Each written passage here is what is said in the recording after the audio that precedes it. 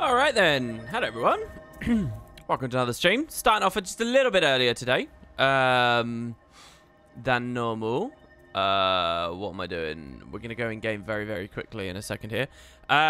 Today we're not doing the big POF playthrough. We're waiting. I haven't put any thought into how the warrior will look in the Desolation Act anyway. And besides these streams, I don't know, doing the really, really like heavy, mind-bogglingly ridiculous, nerdy, you know, 2 to 3 hour long discussions that they sort of wearing on me a bit. So we'll continue with that on Saturday and Sunday. Today I want to chill out and relax a little bit more, but we will still be in Path of Fire. There will still be content there. I really, as you can see from the title here, I really want to go get a ton of you guys in a squad because we haven't had a stream like that for a while. And so we'll do a straw poll for EU versus NA. Don't you worry about that. And I want us to try and get these minis, man. I want to try and get like a 3,000 gold mini or a 5,000 gold mini or sell all the 10,000. It's going to be cool. So that's what I kind of want to do today. There are some other little things as well, though. So first of all, there's the Krauka-type project from PvP reward tracks. And so, as you all know, I came back to doing reward tracks and PvP quite recently on Fresh Air. That, of course, meant I got addicted and I've played a lot more. Still haven't casted too much. But because of that, I earned in fact, I think I've nearly finished. This is like maybe the 30th or 40th time, but I've almost finished the Istan cache again today. But what I've done is started crafting again.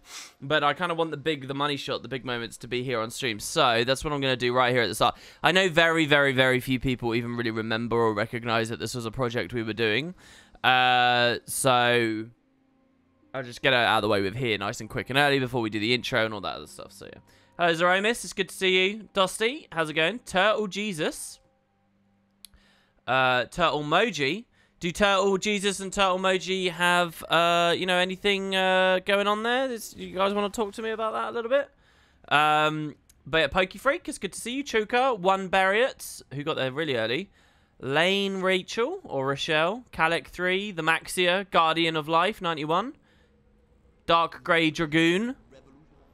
Demeth VLK, look at that, boom, see? You just say people's names and you get them to say hello. Hello, everybody, it's good to see you all. Asa Wasabi, when is the new Living World out? I don't know. I'm hoping for a trailer tomorrow.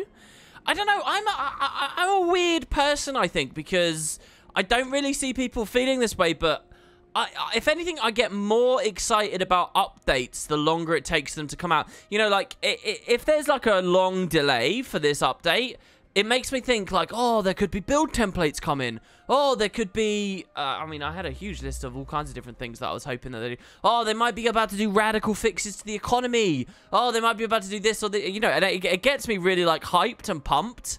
And everyone else just seems to expect the worst. Or, you know, and they just want it as early as possible. But I really, you know, I get excited by that shit. Really excited by it. How to be disappointed 101. I don't know. I don't ever really come out disappointed either. Maybe a little, but I think I've got pretty good expectation management. Honestly, I think I had very good expectation management when it came to the game itself. I remember the huge outcry and whining at the state of the game when it came out, and it took me a few years to get on board with whining about Corteria.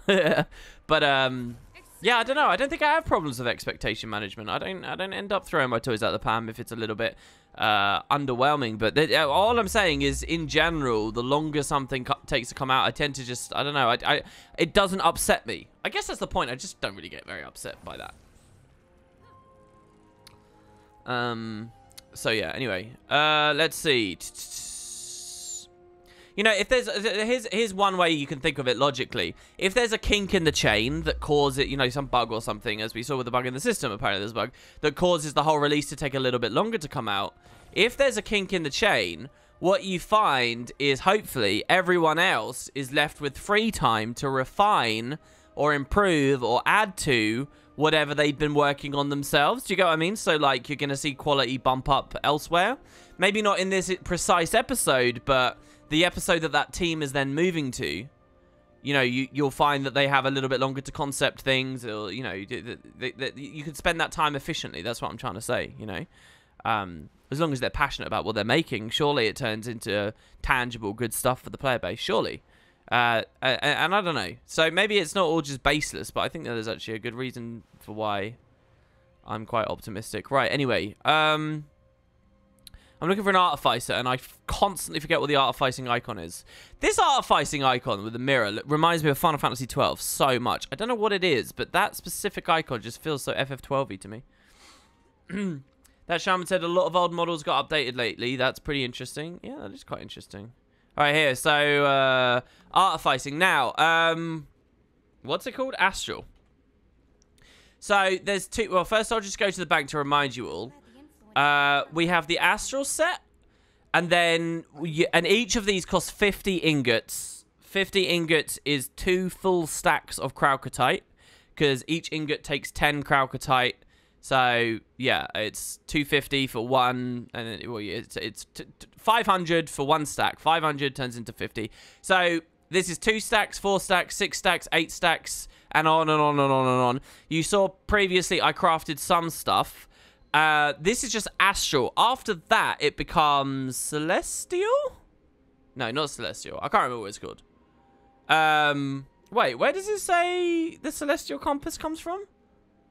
No, the Zaician vaults in the Battle Isles. That's kind of cool. That was not the only place you could get the compass from, though, was it? I thought that was just a second place that it was easier to get the compass from. Or am I forgetting? Anyway, yeah, astral is the first load. And we realized last stream just how crazy of a sync this was that they put in episode 1, because even just getting the first tier complete is mental. They really should have added collections or something for it, because most players don't realize just how much game time they get if they go for this. So we're still in this phase, and we'll deal with the Stellar. Is it Stellar? I think they're called Stellar. Someone's probably typed in chat already. Yeah, it's Stellar. Yeah, people are typing in chat as well. So there you go. All this stuff is the tier up, which we've got none of. And I'm not actually, as I speak to you right this second, I can't really remember how to. But that's not my focus. Anyway, it's Astral. Now, what I've done, if we go to production and Astral, is you'll see I've been crafting Krautkatite again. So, I have had another 500, 5,000... I don't know how much. A lot of Krautkatite. Thousands of Krautkatite again. And I've just crafted that all down. So we now have another 304 ingots, which is good for some weapons. So that's what we're going to be doing now. So first we're going to make the focus. We're going to do the caster stuff for artificing. So focus core, plus focus casing, plus an inscription of the Spear Marshal. You know, it's yesterday all my PvP money was about 120G. I've spent 100 gold just getting the ingots or whatever. But there you go. So that's the Astral Apparatus. Then that's the focus. And I'll show you what they look like, obviously, as well here. So this is the focus. We hold it in our hand like that. It's a bit like a knuckle duster, really. But yeah, so we can see that there. Then we have the scepter, which we'll make now with a rod and a scepter core. This is how this looks. Nice swirly animation. Hold it in our hands. So then we get the core. Sorts of wood.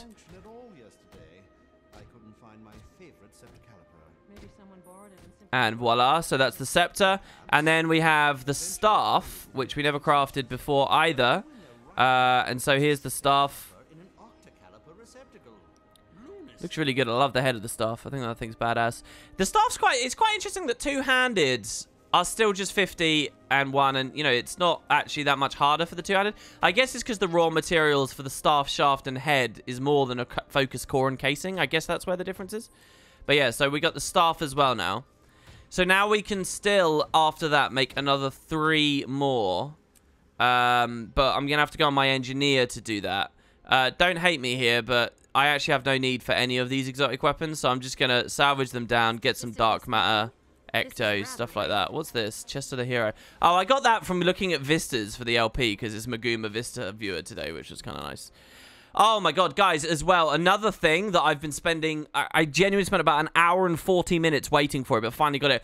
There's a huge chunk of ambient dialogue in the Grove where some Sylvari give this enormous long lecture about the Ventari tablet, and basically since the first Sylvari episode, I've wanted to have it in there, where you get to listen to these saplings learning about the tablet, but I just haven't managed to get the dialogue. I've sat there in the Grove for so long, just recording, doing nothing, filling up my hard drive, waiting for these guys to speak.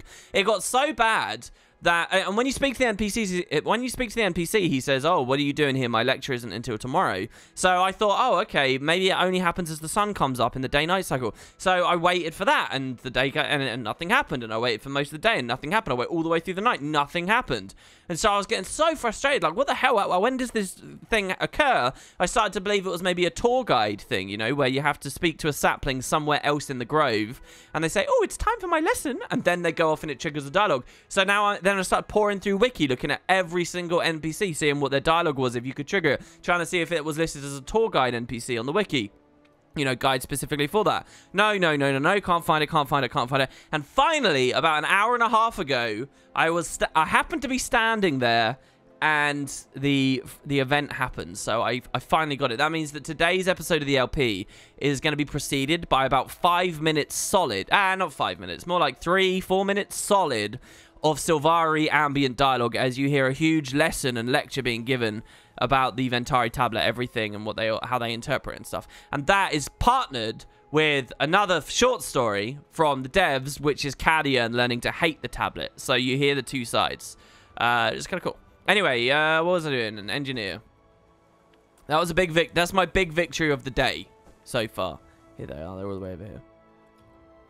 Hey, Mad Minds. It's good to see you. I look forward to WP going on a wild hunt to search for the elusive ambient dialogue somewhere in Ascalon, where some NPCs chatted about the supposed location of the Ash Citadel. I've yet to find it myself, but some folks, that specific dialogue exists in the region. Some folks? You're talking about one person, aren't you? I don't know, though. I personally have no recollection of it. I don't deny it might exist, but I can't remember any mention of the Ash Citadel being to the east of Fields of Ruin. I will look, and the thing is, there is a ton of ambient dialogue that isn't on the wiki. There's a ton. Usually, while I'm looking for ambient dialogue, basically, here's what happens. I go to wiki, I see some ambient dialogue. Oh, look, like, these Sylvari talk about Kaith and Fowlane being a couple. That's really interesting. Let's talk about that. Let's put that in. That will be perfect at this moment in the story. So what I do is I see that on Wiki, but Wiki lists it as Citizen 1 speaking to Citizen 2, or Sapling 1 speaking to Sapling 2, stuff like that. So it's not really... should we go on the airship, I was going to say, but I don't have it in my inventory anymore, so whatever. I don't want to do Lion's Arch crafting, though. Let's do Holbrecht crafting. I never do Holbrecht crafting. So I go to the Wiki, I see the Citizen 1 speaking to Citizen 2, and I know the general area that they're in, the map region.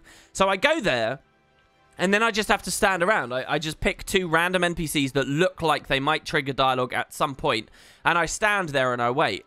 And quite often what will happen is then I will hear the dialogue, but it will turn out I've picked the wrong NPCs, and they'll be in my periphery, and the NPCs will speak, but then I have to go run over to them and wait like another 20 minutes for them to speak again, so I can actually have a steady camera actually where they are.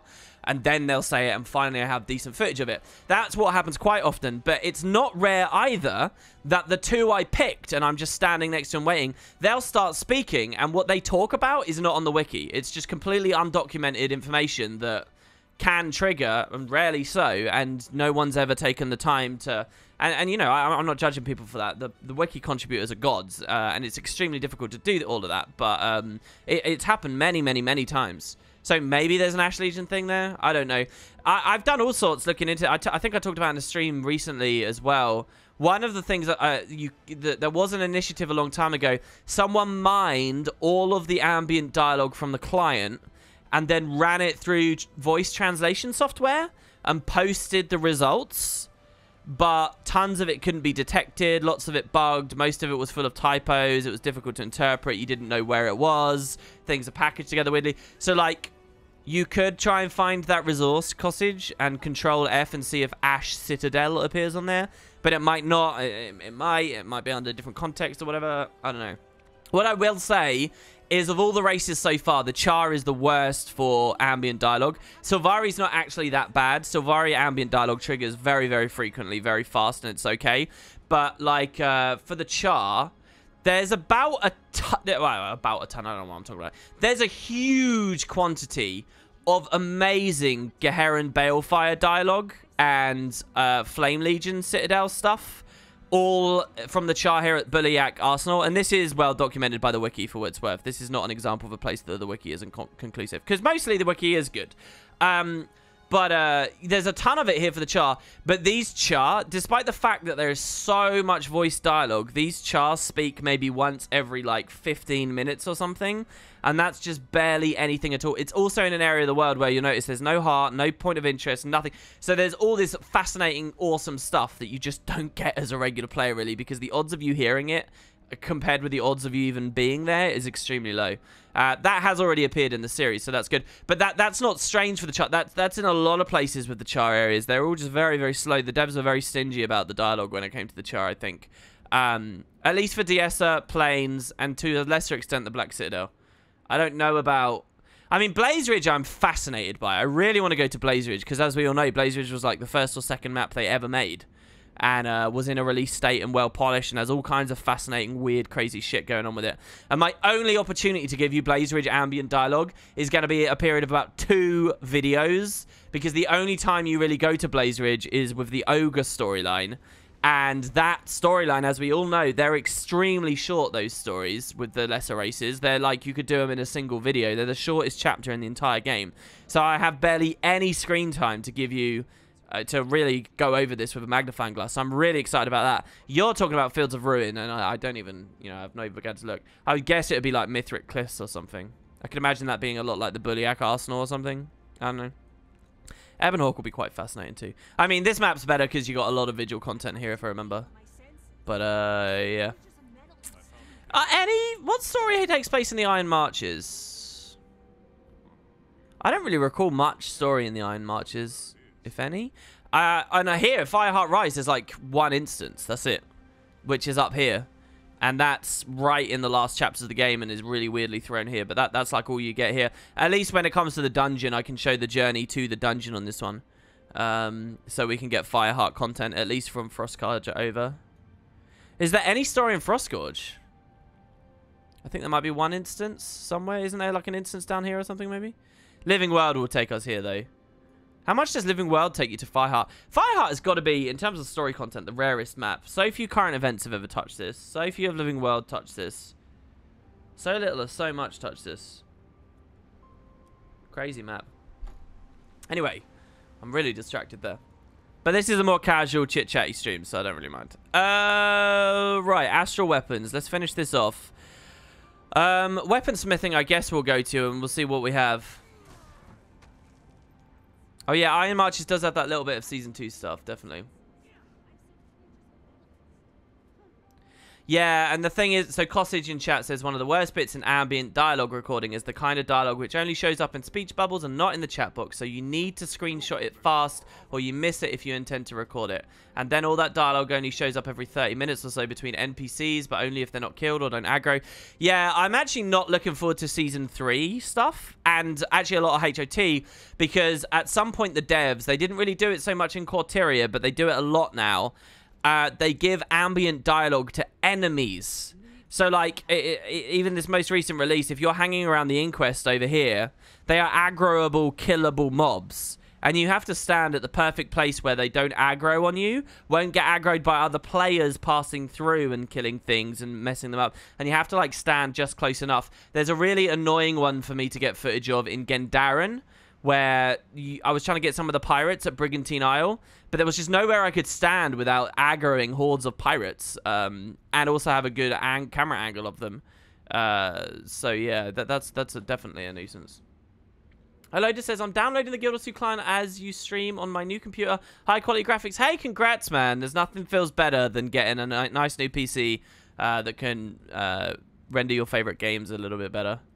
I hope you got a nice new keyboard with that as well, just for that clean keyboard feel. What am I doing? Why am I taking so long with this here? Weaponsmithing. Inquest and Mercs and Draconis Mons, the Seraph and Lake Doric. Yeah, that one sounds pretty bad as well. I mean, I don't know. There's so much to deal with at that point. I don't know what form the LP will take. The LP will slowly transition in its style, by the way, guys. It will slowly transition into something that feels a lot closer to my Season 3 coverage. Because don't forget, this isn't just for Corterian stuff. The idea is when Episode 3 comes out, when Episode 4 comes out, 5, 6, whatever the most recent one is when we get there, the LP will be like one of the main vehicles I use to deliver the content to you.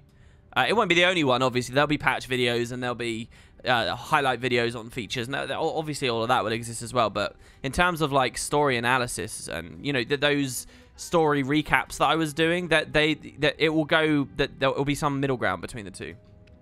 Right, Marshall's Cleaver we already got. Did we already do all the weaponsmithing ones? Was that the story? The Reaver we did, the Avenger we did, the Orrery we did, the Nob Curry we did, the Disc we did, and the Kopesh we did. Okay, so actually, weaponsmithing's fine.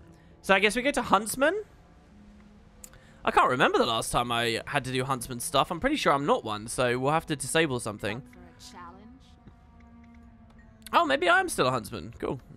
Okay, so the longbow. We don't have a longbow. So, hold on. We can afford 3 more. So, 3 more spear marshals. I think I can afford this. Yes, I can. 9 gold. That's fine. I guess I'll pick those up from the TP and then we'll go. So, we'll see which skins look best and just pick from there, I suppose. We'll do the preview. You need to continue the LP videos you've been loving. I'm really glad. I genuinely think the quality stepped up a lot in the past 10 parts, just because now we do the short stories in them and because we do world map lore. I've even now got bookmarked that Shaman's thread, which mined all the old loading screen lore. So, like, there was loading screen lore for the Salma district. There was loading screen lore for the Queen's Throne Room. There was loading screen lore for the Omphalos Chamber and all of that stuff, which doesn't exist in the user interface with the achievements because there's no jumping puzzle or whatever there, so the devs don't have an excuse to put it there. And I'm thinking of even editing that in now from Shaman's full list. And the thing is, now with that, I'm a bit concerned because it feels almost non-canon in some ways. Also, there's blatant typos in a lot of it, and I don't know whether that was Shaman retyping it or that was actually a text dump of what the devs have implemented, which clearly, if it was riddled with typos in an unfinished state, so I don't know. There's a question that the LP is getting to, and some people have flirted with that in the comments and talked about it just a little bit. It's like, the LP's what is the LP's goal? Is it to show what is actually in-game? Or is it to try... The goal is to deliver Guild Wars 2 in the best way possible, obviously. But, like, where should I draw the line with what's in-game or out-of-game? And the second you start looking at external sources, things get really unwieldy really quickly. So that's why I've kind of resisted this up. Well, one of the reasons why I've resisted this up until this point. But, yeah, it's kind of a tricky thing to balance. But we'll see. In Guild Wars 1, when I LP'd Nightfall, I talked about the .dat, so I don't see why I shouldn't do stuff like that here in Guild Wars 2. You saw some Guild Wars 1 Ascalon typos, dude. That's kind of crazy. You should put those in the low-hanging fruit thread. Oh my god, guys, by the way, Bill Freist is still dropping comments on the Guild Wars 1 subreddit. It looks like there will be another update. He's still been typing things away, and he's still watching. He had a post just yesterday, or was it 2 days ago now, still talking about things that are upcoming. I'm glad he can sift through that thread, because that thread is a mess. That's an actual mess. Never just do an open question mark to a community like that, because people don't know what they're talking about. But okay, so longbow, I'm guessing will look cool, because it's big. Alright, and that is the #1 rule. Oh, it's got a really interesting shape. That almost looks like a mouth there.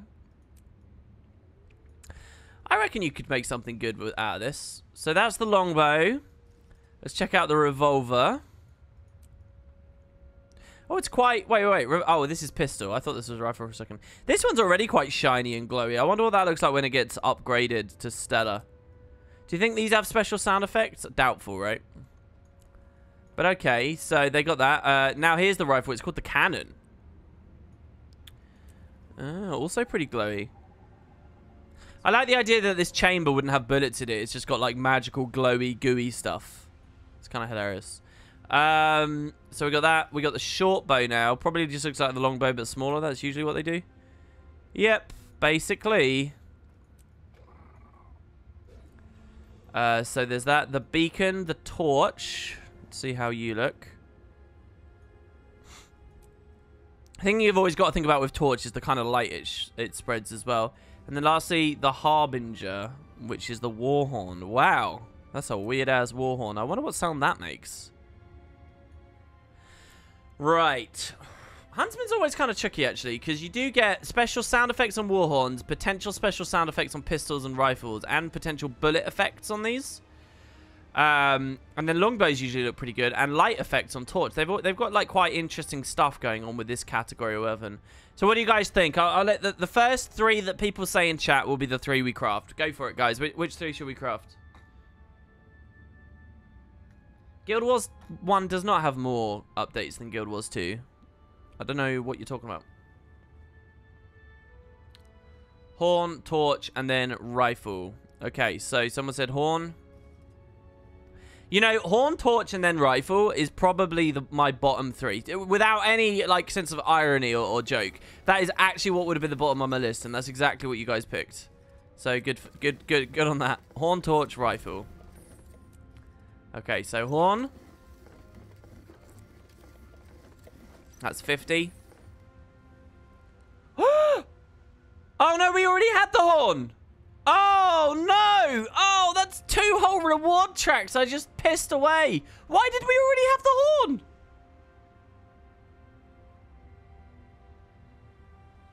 Oh, I feel sick. I feel sick.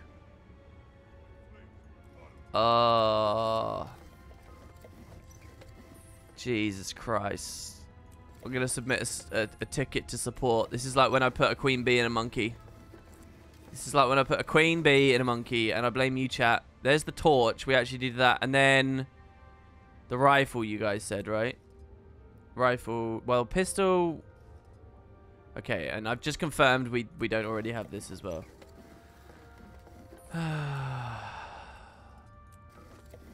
Christ. That's so annoying. You need so much Kralkatite to complete this project. Oh, I got it from a wardrobe unlock. Did I? Really? A bit back, I was doing some scribing, and one of the scribing decorations requires a back piece. It's the monkey decoration requires the monkey lantern back piece, an exotic back piece. And so I was crafting decorations, and one of the recipes came up, oh, it needs this back piece. And it said I had the exotic back piece. So I was like, oh, I don't know which of my characters have got that, but it's only exotic. Fine, I'll put it in. And so I crafted it. And what I didn't realize, what I didn't remember was it was in my bank from a long time ago. I had an exotic back piece, and exotics were the only things you could slot preserved queen bees into. So I had this like 3,000 gold item at the time slotted in a back piece that then I just consumed with crafting and turned it into a decoration of a monkey, which did not have bees around it afterwards. So I just wasted a preserved queen bee completely, just threw it in the bin. So I submit, and that happened on a stream, and it was devastating. But I submitted to support, and they helped me out with it. And no, that's not because I'm wooden potatoes and I get special privileges. I know you angry, sad little nerds who are desperate to about to say that. Basically, everyone gets that nice treatment because support is pretty godly in the game. It had nothing to do with the fact that I was streaming and I'm, you know, wooden potatoes. That was the most frustrating thing about that entire story. Okay. I still even have all the old ones. No, it wasn't even automatic unlock. It was, I had literally just done it before. Because we've got it here in this inventory. We have the item. That's so annoying. Alright. By the way, I'm not going to submit a ticket for 50 ingots. That's just stupidity. It's a waste of time. Okay, so with that done, let's talk about what's happening with the stream. So, a couple of things. Number one, my current... on the Let's Play, I've just hit level 30. And every 10 levels, every new chapter of the story, I change our gear and I try to show off more fashion wars and things that you can go for in the game. And so I try to show off various special skins and whatnot. Cultural armor being obvious stuff. Cultural weapons are another thing. And funnily enough, the weirdest cultural weapons, as far as I'm concerned, in the game are Sylvari T3 cultural weapons, which, like, a lot of the cultural stuff in the game is, like, shared with other places, so you just get the skins anyway through random exotics or, you know, reward tracks and just strange things. But T3 Sylvari, really, the Warden set, if you're going to get the Warden set, you're going to get it from here. And so I have very little of the Warden set. It costs 63k karma each. But I want to use Warden gear for the next chapter because I've already shown off tier 2, which was the Verdant stuff in the series. I've already shown that off. And Tier 1, just another sign of Corteria being rushed and unfinished. T1 is not even Sylvari stuff. It's Asuran stuff. It's the Glyphic set, which has got nothing to do with the Sylvari whatsoever. They just threw it in there, obviously, at the last moment because they ran out of time. Which, by the way, is also just a recolor of the Mystic Forge stuff that you would get as well. So, yeah, pretty sad. That basically just means all I can do now is this. I do want to show it off because this stuff looks pretty cool. It's got a really weird sort of effect that you don't see many players running around with. Like this kind of blue stuff going on with it. So I want to show it off, but it's a lot of karma. So what I'm going to do is we're going to very casually start the stream getting karma in the newest map on... what should we play? I was going to say Rev, but I don't particularly want to... Let's do Necro. I haven't played Saw for a while. Doesn't have too much gear anymore, but screw it. We'll play the Necro, and we're just going to kill some stuff and maybe do one of those events, the defense events, to get a ton of karma. Once we have that ton of karma for a weapon, maybe two, I don't know, it depends, and we'll build up a Zerg as we go forward. We're going to do some bounties, because the goal here, guys, is so few people are doing Path of Fire bounties, and some of the minis are so rare that if I type mini, I talked about this on some recent streams, but here, the mini Janundu worm is currently selling on the TP for 10,000 gold because there is only one player who has found it. It is that rare. People have almost 5,000 gold as buy orders. That means if you get this drop, you can get anywhere between 10k and 4,000 gold straight up, depending on how patient you are and how you value it. So, really exciting. I want to do this bounty. Screw it, let's do it. This is actually one of the metas, I think, in the Desolation. So we're going to do that today. We're also going to do the bounty for the Mini Awakened Abomination, which is in the similar situation. Only one player in the game is currently selling it for 3,000 gold. People are spending over $1,000 to get it. And Mini Sadavar as well is expensive too. I don't know where this is from. Is that from POF?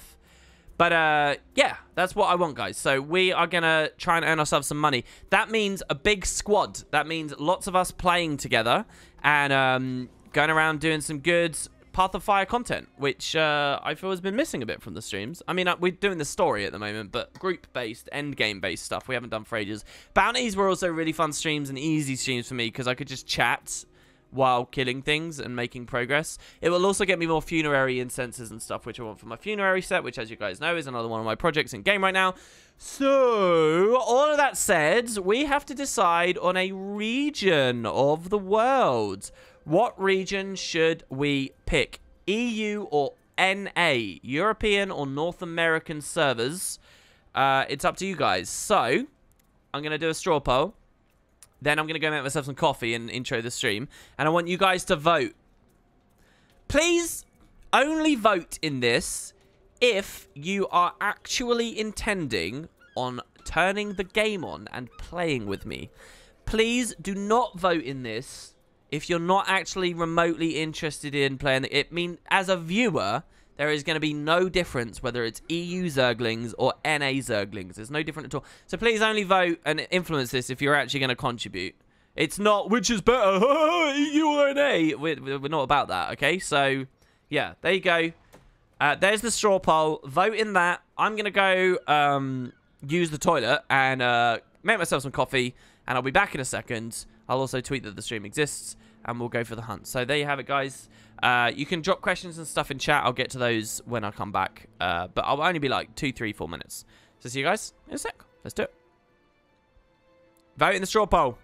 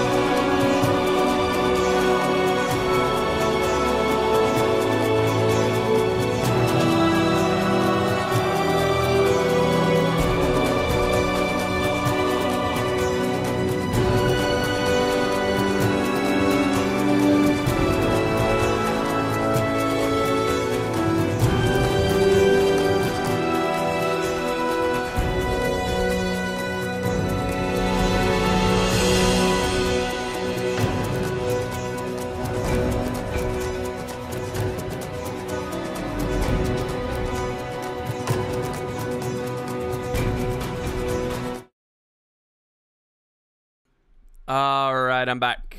I'm back. Hello. All right, so we're here.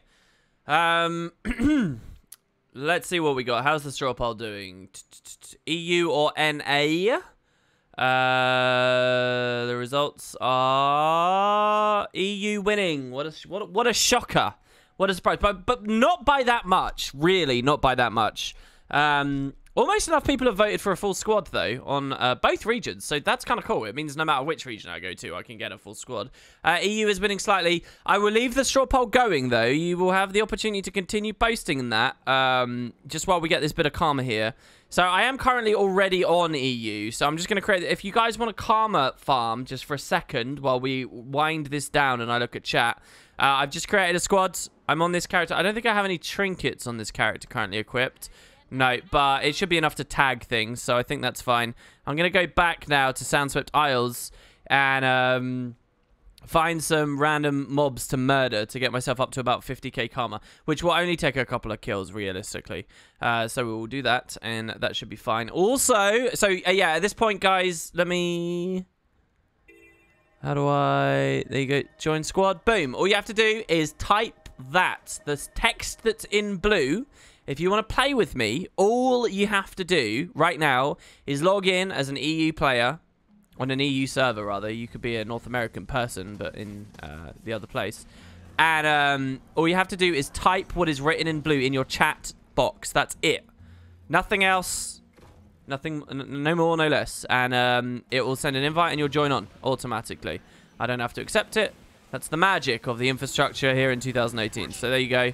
We are getting absolutely slaughtered, and I don't know why. What is hitting me? These turrets are completely blowing me up, so we've got to break some of these. So yeah, basically every single creature we kill here gives us 1,000 karma, which is like the equivalent of a dynamic event. I don't know, it's 200 karma for everything we kill. Alright, that's not so bad. Every 4 things we kill is the equivalent of like a dynamic event. So it's kind of nuts here on this map.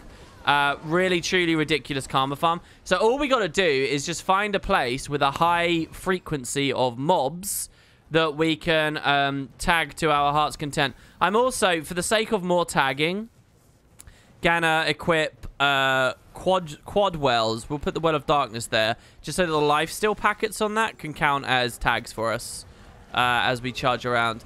There is an event here, this tar seepage event. I think that's the one that spawns like 1 billion mobs, and that's good. So what I'm also going to do for the first time since I started the LP is I'm going to turn on auto loot, and it's just all of those, isn't it? That's what we want. And now it should just flood out at us very easily and very quickly. I have got the inventory space, so we should be fine. Let's try and get to where the event's running. I'm not quite sure where that might be. What is management? Yeah, that's what I'm talking about there, by the way. The fact that NPCs talk about stuff just constantly, and getting all of their dialogue is kind of a nightmare in these maps. So, good job to everybody who's having to work on that. So, hold on. Is the event already up? Are we at the door? Is this the right place? You know, I really don't remember. How did I say the squad works? I mean, it really is extremely simple. You type what is in blue in the chat box. That's it. I mean... I'm not sure how much more simply I can phrase it, unfortunately. If you guys need more help, can you ask other people in chat? Because hopefully they'll be able to do a better job than me. So yeah, right. What was going on? Did anybody have any questions? So Beta Ace says, hey, WP. It's good to see you, Beta Ace, by the way. I haven't caught a stream in a bit, but I've been watching the PF vids, enjoying them. I just want to say, I get angry and thought of your perspective on open world buildcraft in this game when I see people telling all the new people on Reddit that Necro is trash, don't play it, or you can't play Deadeye because it has mediocre DPS in raids. Absolutely infuriating. It's funny, how much of a straw man is that? Because I don't actually know how often I see that. I know the sentiments out there by sort of deluded and like very casual people who will be discriminatory in that way, but I'm not sure. I mean, I don't know how much I really see. I don't deny that it exists. It's just it doesn't infuriate me that much because I haven't seen much of it lately. I hope you're not infuriated by my perspective. It's just because I mean I'm on your side with that. I mean, what I really need to do is I need to sit down and I need to do like an 18-hour stream or something where I beat Corteria with just auto attacks, you know, and And that's not like to show off or something, but it's for a lot of reasons. It's to, like, I saw someone lovingly, very cool, did a Reddit thread about my Let's Play the other day. I didn't realize it existed until I saw it on Guild Wars 2 Dev Track last night, I think it was.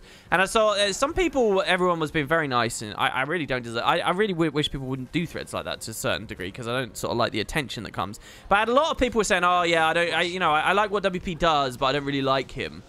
And a lot of people seem to say that because they think I'm like out of touch with the normal player, like that, and that infuriates me so much. The idea that I'm out of touch, like, I guess I'm gonna get that a lot, but these people sort of seem to just selectively forget that I've done 0 to Hero, that I've created fresh new PvP accounts to look at how that works, that I create fresh free-to-play accounts to experience that I created a masteryless, boostless experience for Heart of Thorns, that I actually spend a lot of time purely indulging in what new players would look at, just so that I can understand it very clearly. Like, that's really important to me. I spend most of my time keeping myself in touch. And when I say that core Terrier is easy, that's not like some out-of-touch deluded snobbery because I don't get it anymore. It's a fact. And so I kind of want to do a series. Like, I should just sit down and stream and just auto-attack. Beat the game. It doesn't get, you don't need to do permadeath or any of that. I can die every now and then. But just die and then walk back 2 seconds later and beat the instance. Because it doesn't matter if you die. I should do that. I should because people need to understand that it's really not a game. It's not snobbery. It's not difficult. It's not a real experience. And that would do other great things as well, because it would show people, you know, oh, does it matter if Deadeye doesn't have perfect DPS in raids? I guess the flavor of what I'm doing is what matters. You know, that's the advantage of the devs debasing everything. That it doesn't matter what you play, and in a weird way, you get kind of this false, like, weird sense of freedom in that you can play anything you want because it doesn't matter. I promise it doesn't matter. Just have fun. When people ask me what class they should play, what weapon they should use, any of that stuff, just do what looks fun, because it's core Terrier. When you get to Heart of Thorns and Living World and things do get a little bit more interesting.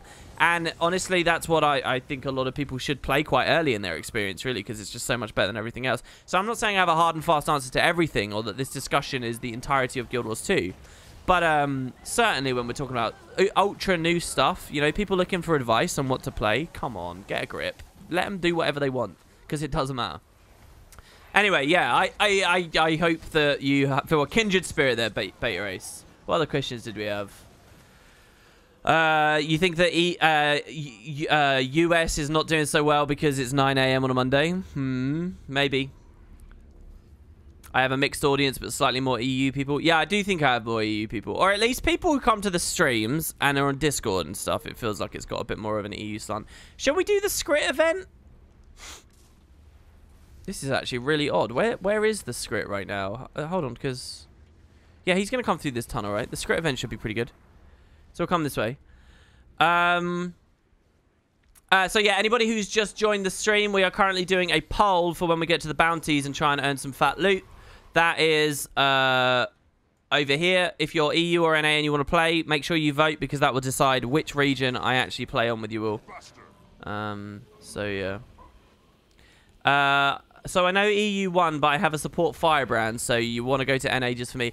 To be honest, having a support would be really nice in bounties. I think just having like 1 or 2 people to just spam res and heals actually helps quite a lot. Because the devs did quite well in Path of Fire to make like open world content that can kill and wipe you. Like, it will actually happen, so. Portals to the Specimen Chamber have been opened.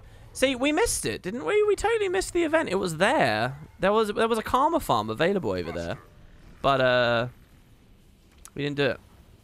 Where did you decide to spend all the karma that was showering us in the early years? Living World rewards. They're really good with Living World rewards. Or maybe we didn't miss the event, because it's here, isn't it? And we were standing here. Minis. Oh, no, this is it. It's just started now. Excellent. Excellent, excellent, excellent. Okay, so go easy with the damage, guys, so that everyone can get a good tag. But this should be great. So we just got to drop our wells. For us on the Necro, we got to drop our wells in the right places at the right times, and then get back to where the next wave spawns. Like, there should be one here.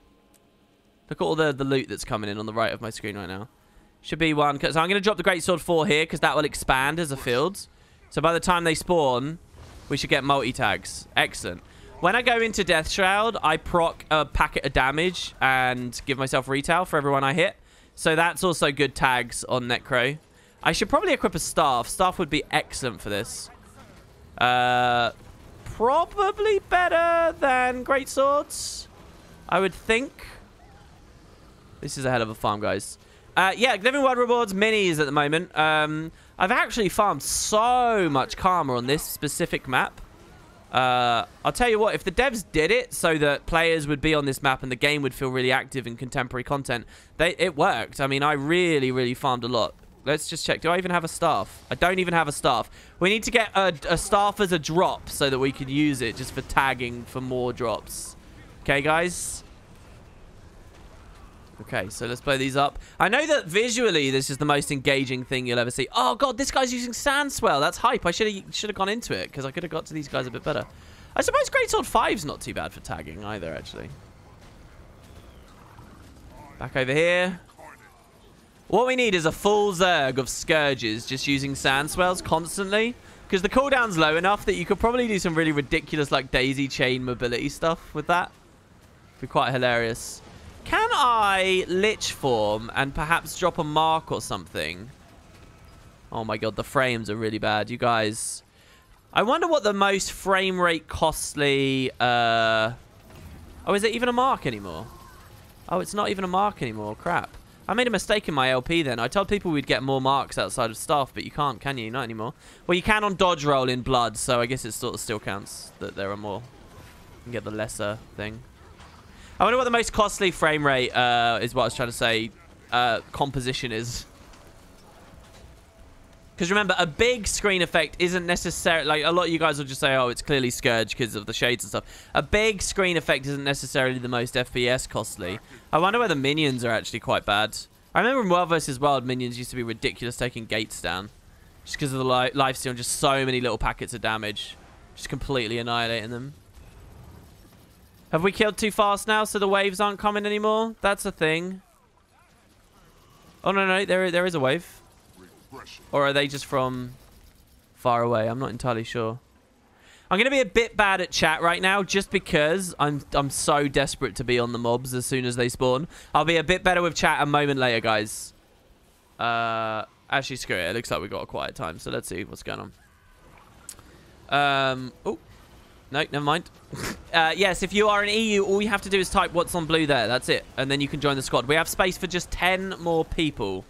So, unless we then get a GM who creates a second squad for us. But I don't really know how necessary that would be. No, not underwater. Get out. Get out. There are inquests to be killed. Oh, get the well down over there. And another one. All right, we gotta go. We gotta bail. Other side, other side. Go, go, go, go, go. We'll claim that loot later. Huh, huh. I'm moving. Look at this guy with the precast. All right, there it is. Yes, perfect nightfall. They spawned right into it. Excellent, lovely, jubbly. Okay, we'll drop a well of darkness behind us as we leave. Back to the middle. Oh, I guess I failed with the cast of that. Good. Somehow I feel like the Renegade tags are better. I still want to come here on an Engineer. Come in here on an Engie and just drop in like a Thumper turret on one, a Flame turret on the other. Come on, that's the Lake Doric farm reinvigorated, guys. Best farm that's ever existed. That gave me a pre. That gave me the Predator. Everyone's over there, but I think we're right. I think we've got it correct. It's got to be over here, right? To be honest, any new player who asks what class should I play is a moron. I don't think that any new player who asks that is a moron and deserves to be trolled. I think it's natural that people will come to this game and they will be like, because you don't know what people don't Guild Wars does things so differently to everything else, right? So you come here, you think it's an RPG, you don't understand the extent to which they're like build freedom exists. You know, you don't know whether there's respec points, whether that's free, whether that's like microtransaction gated, time gated. You just don't know these things. So You don't know how long it takes to... You're going to come into this with the mindset that you would for many, not just MMOs, but RPGs, where you're thinking, oh, God, you know, it will take me like 2 weeks to reach max level. And once I get there, I might have made the wrong mistake or something with my attribute points. I don't want to make any grave mistakes. Because, you know, these games get big and complicated. And in a lot of products, that kind of stuff happens. You know, people aren't familiar. They're not accustomed to the way that ArenaNet's built things. And it's something that you only slowly familiarize yourself with. And they never really get credit with or whatever. So it's in people's... You're not a moron for coming to a game asking for those details. So people will do that. You're not going to be able to get around that. You can't just call them morons and leave it there. I get that there's a certain enjoyment of figuring things out for yourself, by the way, but I think that's becoming a more and more old school kind of... I think people are scared to do anything without, you know, all the facts there. My God, my frames are so bad. So the answer is not to try and change or ignore the new people who ask that, because they forever will. The answer is to give them actually respectable, reasonable answers. But if you go to the Guild Wars 2 subreddit, you're not... I mean, I maybe be accused of being out of touch, but I can tell you for a fact that the average opinion you get on that subreddit is going to be far more out of touch and caring than I think I would give you. And I know that sounds really snobby, but the average opinion you're going to get from that are going to be people very much ingrained already in endgame systems. And they're going to be massively preoccupied with stuff like raid DPS or viability in automated tournaments or viability in you know, world versus world GVGs, and they're going to give you answers suited to that, which are completely irrelevant to new players, but their mindset isn't going to be outside of that, and that's the truth. And that's why we have that culture there of people saying, oh, don't play a Necro, it sucks, which is obscene. Necro's just so... There's so much utility baked into Necro, especially Scourge. Why is it that we saw the first ever Veil Guardian solo on a Necro then, if it's so bad, you know? It's just people get very narrow views about things as they double down into their little area of the game. All right, so anyway, that's the Karma Farm. To show the fruits of our labor there, we got 134. If I consume these, just for doing that one event, we got 26,000 Karma. Which is a lot of Karma, just by the way. I don't have very much might yet. Come on, build it up, man. Build it up. Here we go. All right, straight into Shroud. So, yeah, that's half of a cultural weapon right there from that one event. Not counting the actual flat packet of Karma I will have got. Did he bug? No, he didn't. He probably invulned, right? It seems like we got a good mix of support and stuff. Lots of alacrity, all kinds of stuff. Let's break his bar. I'm using Greatsword 5 to do that now. And I'm going to fear him. Oh, no, I'm not, because I already used Infused Terror. Down he goes again. This is very quick. We're being sucked away right now, so I have to keep using WAS and D to keep on top of him. Hiding in Shroud here in case he's got any big attacks. I'm just going to use the 5. Just because. I don't know whether that's even worth it when there's no break bar. Alright, that's him down. Alright, scrolling down. Sorry, I'm doing bad with chat again.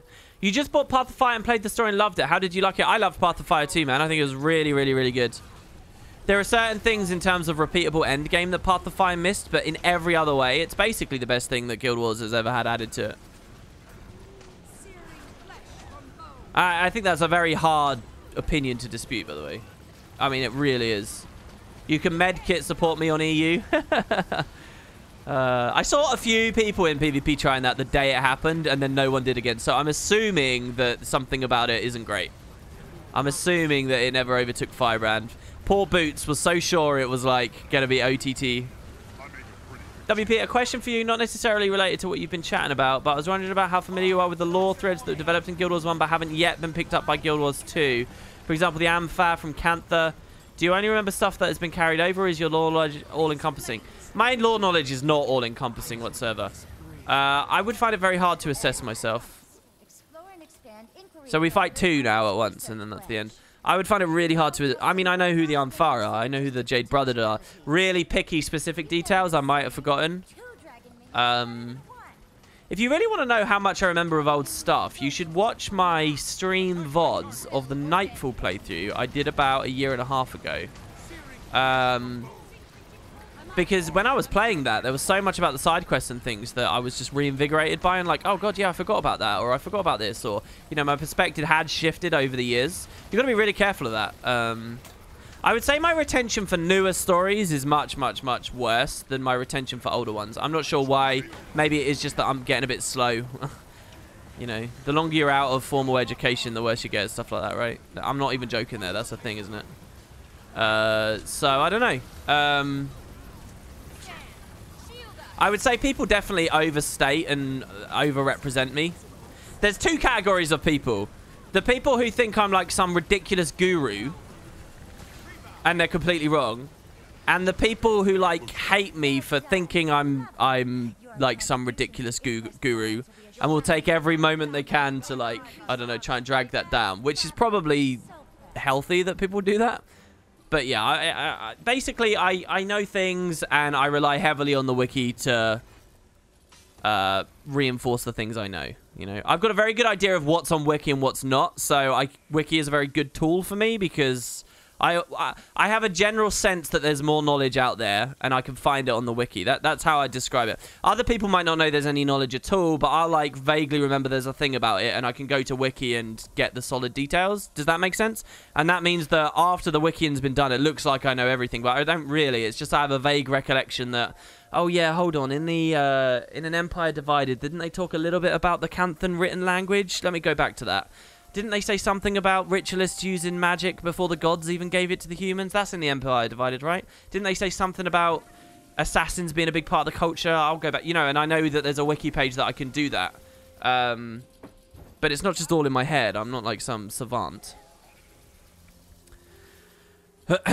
Right. I've had more than a few experiences when I've gone into like a Discord or a TS or something, and someone will be like, "Oh, you're wooden potatoes," and then they'll just like randomly start asking me extremely obscure trivia, and like be disappointed when I don't know it, and I'll be like, "Well, I don't know what you expected of me." It's just preparation, really. Anyway, what do you think of Living World? I have to scroll a lot. I'm really sorry, guys. I hope they introduced lore for some mount skins. Well, they kind of did with the bestiary thing, didn't they? They do have, or is it even when you go to the... There is like a single line of flavor text, right? I seem to remember there being a single line of flavor text. Okay, so what's my karma level at now? We would want about 110,000 to get 2 warden weapons. So what do we think? Chat, is there any other particularly great karma farm, you know, source of mobs that we can just roll through and spam up karmic retribution here? I'm not farming gold really here. I'm farming karma. I'm getting karma. Apparently that's good in Istan as well, but, you know. I'm a noob, I don't know. I make a pretty good team. Oh, Inks, you're not liking the giant player health bars? I mean, yeah, it's ugly as all sin. I will make no excuse for the game. It's ugly as all sin in these situations, but hey. We make the time to do a stream like this every now and then. Hey, WP in chat, you're all wonderful, beautiful people, and I wish the best for everyone, says Shorty G. Oh, that's the kind of sweet, lovely niceness that I would never think to do for myself. I only got silver there. That's hilarious. You guys scaled it too much. Shall we do a race? Do you get karma for races? A 50-man race? This is always fun. We haven't done one of these on this map yet. Let's go. I would like to race. It's skimmer-based, baby. And I'm in the lead. No! Oh, the lag, though. 1, 2, 3, 4... 5, 6, 7, 8, 9, 10. You know, episode 3 is delayed to fix this. 11, 12, 13, 14. We're done. Let's go, baby. I'm out of there. Oh, hell yeah. All right, now we just got to overtake all these other guys with our superior maneuvering. This is actually a really fun race now that they've upped the skimmer speed. That happened after this release, right? God, it feels so fast. Oh, come on. Oh, wait. Did I mess up? Don't I need to use the special action? Yeah, special action first and then this. Damn. I'm not going to win.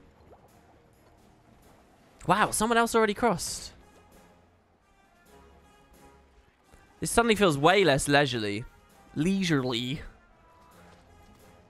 Okay, straight through here. I'm trying to look at chat again while navigating the rivers. Reveal the universe's secrets to me, big old guru. I've gone off course. I've been disqualified. Hello? What? Oh, did time just run out? Is that what happened? Oh, I got a thing for the Guide for the Lost, though. What did we get there? We got the Trophy of the Champion Scourge. Ha! Oh.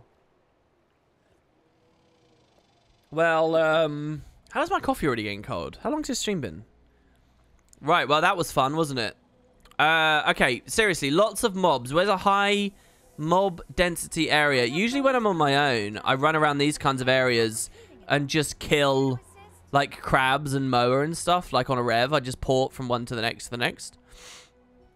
Difluorite crystals. I wonder if the waters are very good. You know, similar to how... Remember how quickly you can level in Blood Tide just by auto-attacking stuff underwater?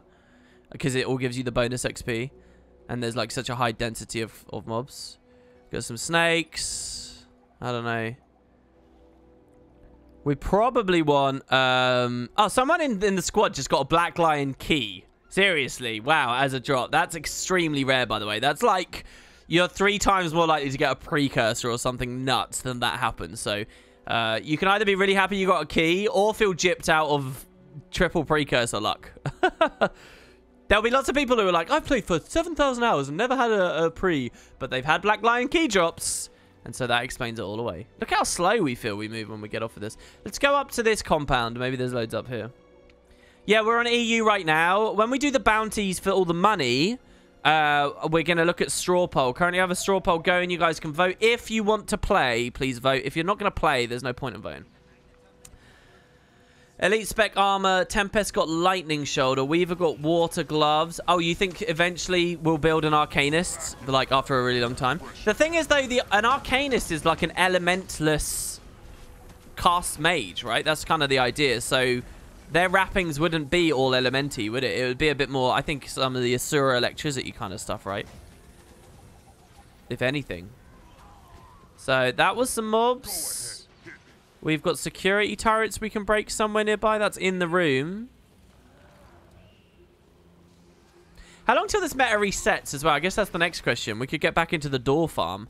But I don't know. If that's like 2 hours, then obviously we don't want to do that. We want to go do the bounties instead. I'm in the lead, I say, as the laws of physics suddenly break. Look, it's fine. I was always in the lead. Yeah, the next episode is totally delayed just so they can fix that. The most grievous of issues with Path of Fire. You know, I want to do a video. Do you remember I did a video on the home instance? Which was, like, totally random for the time. It was like, well, this is just a thing they do. What do you guys think? People really liked that. I kind of want to do another one, but on bounties? Just to talk about them again, a bit way since after Path of Fire came out. Just what do you guys think bounties are missing that would make them really, really fun? You know, that kind of Final Fantasy 12 feeling to them, that variance feeling. And I'm not talking about like nitty gritty necessarily to do with the gambits and stuff that's on it. But what do you think that they kind of, or like the fact that ambushes trigger too much in, you know, the episodes? Do you guys think that there's just like a big thing that bounties are missing? Are these minis the answer and it's just people haven't cottoned on? Is it the rewards that funerary stuff was too easy to get in incenses and things? Right, well, someone else did that event up there, not us. So I guess we can't really do that. Because I do wonder about it as a system. I've certainly not interacted. I think back to when Path of Fire was coming out and we did all that wonderful like coverage of it early on. I remember how hyped I was in Amnoon looking at the bounty board and, you know, the Order of Shadows there and offering their services. And I really genuinely thought, wow, this is going to be a huge part of Path of Fire for me. But the most I've interacted with it has been on streams. So you guys know how little that is. Those streams where I just killed each bounty once. That's about it. I've killed each bounty once. And I've not really interacted beyond that. I mean, is that my fault? Is there some big excitement behind it that I'm missing? I know lots of people obviously have done a lot more bounties. But I wonder what it is about my excitement. So I kind of want to just assess that, you know. Think about it for a while and then do like some kind of a video production on it. I think that could be really fun. Istan overall, going for the Istan farm will earn you about 48,000 karma an hour. Sorry, you already asked it, but saying it again because you asked. Wow, 48,000 an hour. Well, we got 20,000 in one event-ish there. Well, almost, probably like 30k in that one event. But you can't do it constantly, so I don't know. Wouldn't the best way then to be to nip between them all? A bit like how in Heart of Thorns we would go through all the metas. Guild Wars 2 is hands down the best Korean MMO so far. I saw that World vs. World video of someone playing in China. That was really nice to see. I want to see someone doing a daily or a monthly tournament on China, because apparently they're 1v1s. Apparently. I've not verified that. It's just what I've heard. But that's kind of fascinating, don't you guys think? You're going to try and get a Raptor before you start the meta stuff. Oh, have you just got an EU account? Are you, okay, let me look at the straw poll here and see actually how it's doing. Oh, EU is accelerating away here. Oh, dear. Oh, dear. Sorry to the NA people. But it looks like EU might just have it. Let's see.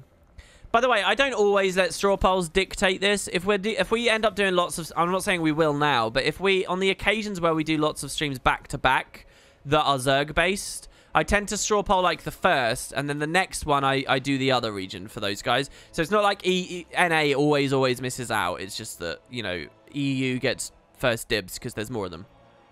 Something like that, you know.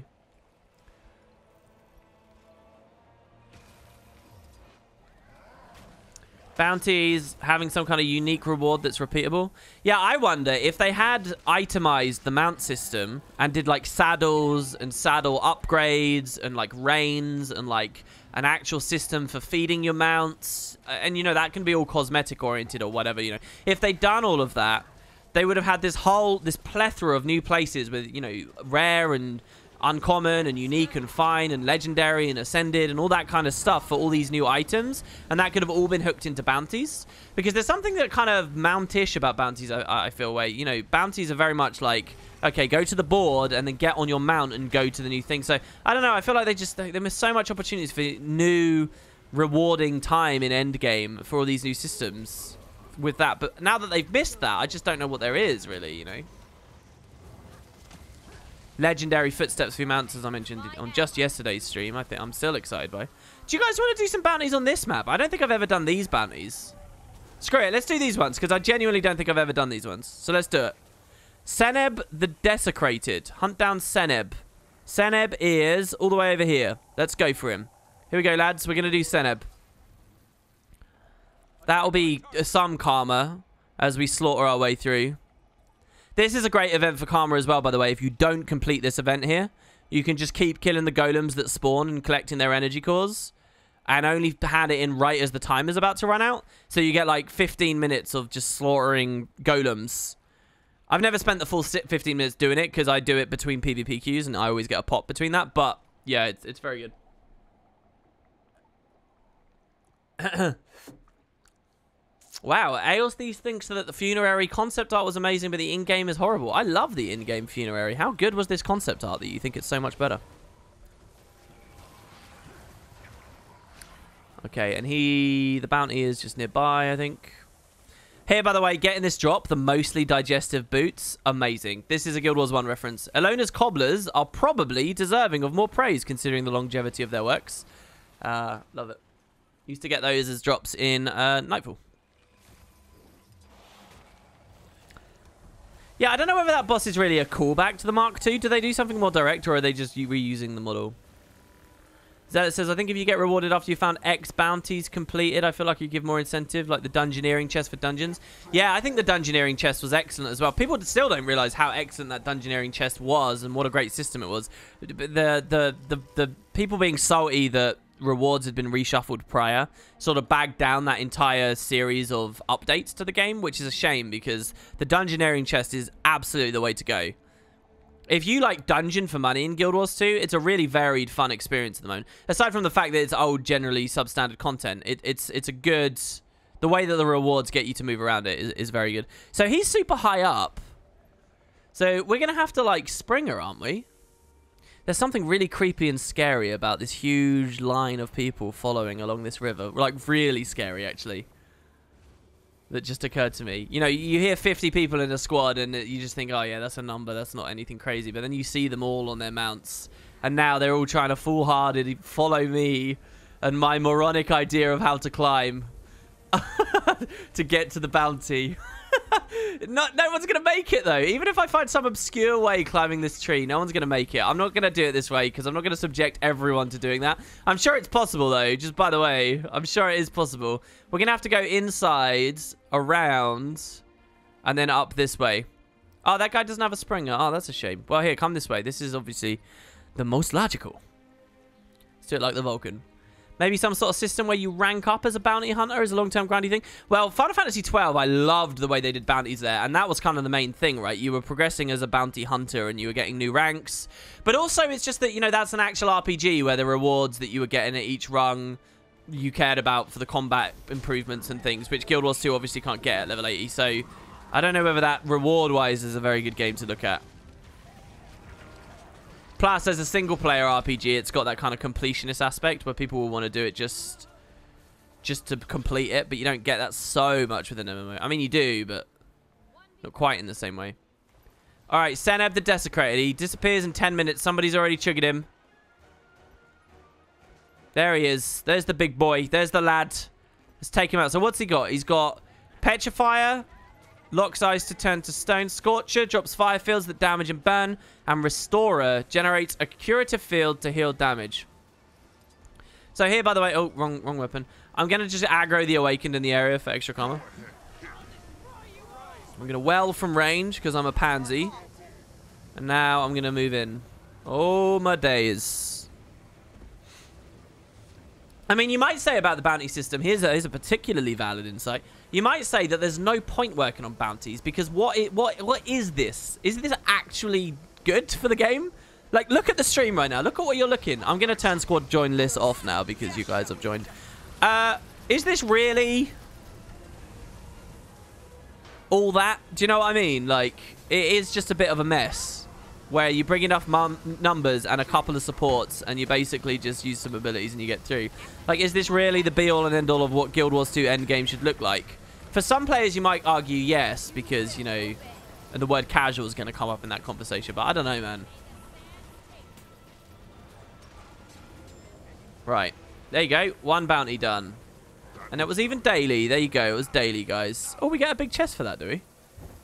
Cool. Okay, back to the board then. I guess the smart commanders would waypoint back, right? That's how things are done. So I'm going to waypoint back. I'm going to take this person's banner with me.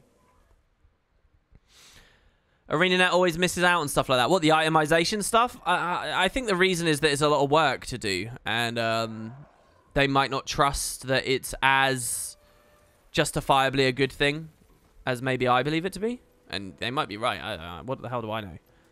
I just know I would have been a lot more excited about mounts and stuff if that was a thing.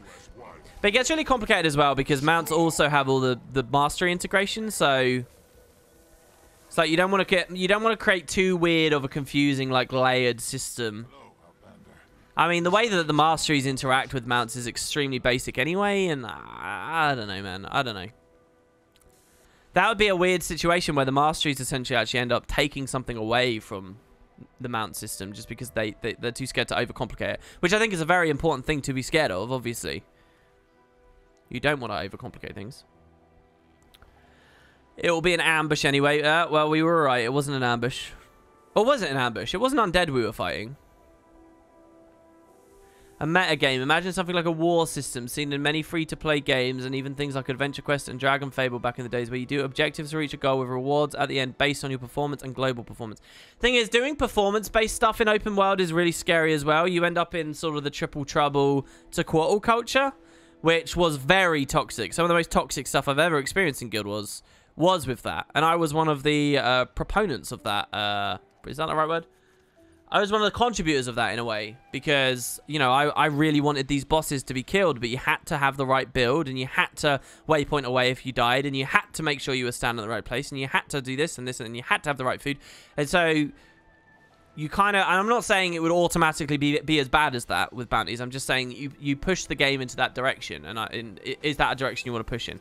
You know? So I wonder whether that's why they held off on that. It's just very weird.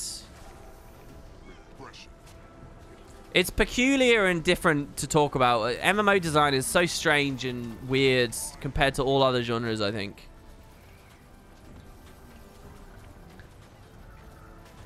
Have I done Zakwan?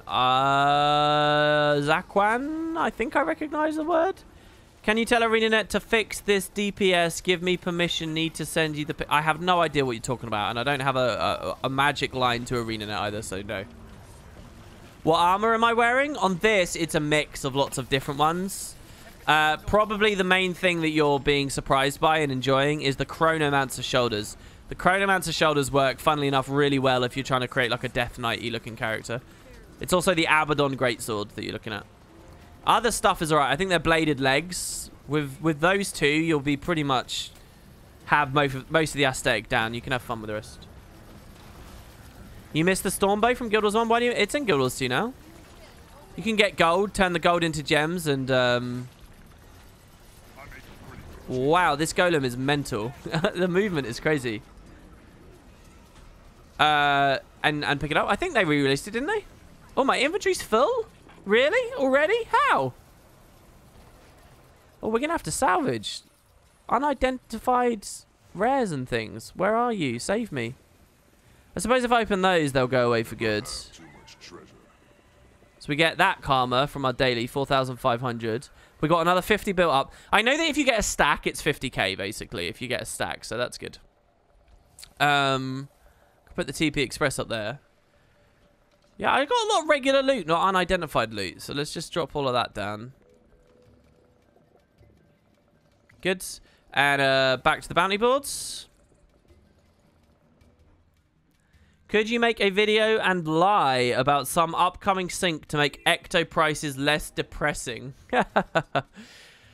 No, because I love the low prices, so I can sate my gambling addiction, which is now slightly more accessible. The prickly pear. Oh, is this going to be 2 Choya? This is cool. I mean, I like this side of bounties. There's a lot of flavor in who you fight, I feel. This feels very good. You know, I could imagine, like, fighting 2 Cactar as the result of a bounty or something. Here you go. This event here, they just all spawned. Did you see all those golems that just spawned?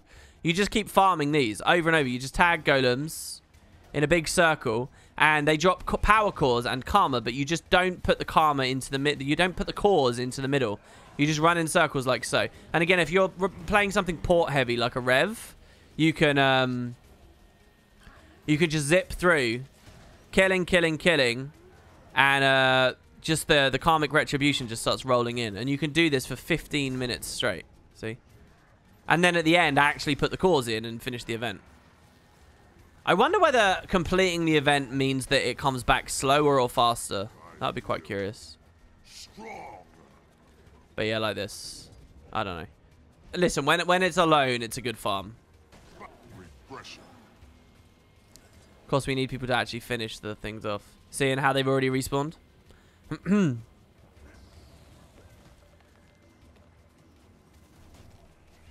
I think it also gives you a ton of items for the back piece building thing, which I've still not touched. I've also not touched the Hall of Chains legendary ring stuff either.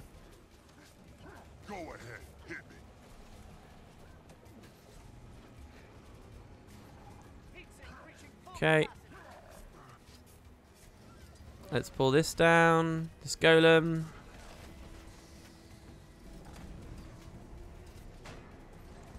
Alright, anyway. Bounty. There is a bounty waiting, so we'll go do that. I actually fully zoned out there.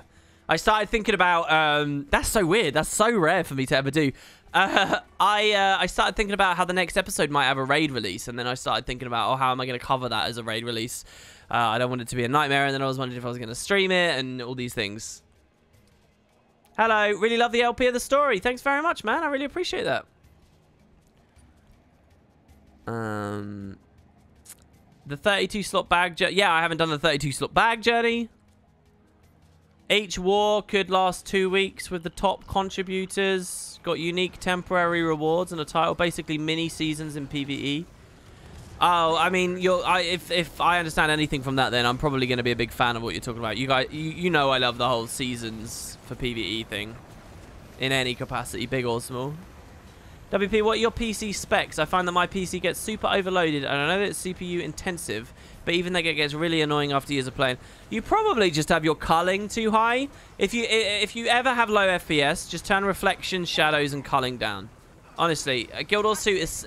If those didn't exist as options in the graphics panel and they were just locked to min, people would think that Guild Wars 2 was an extremely well-optimized game, seriously.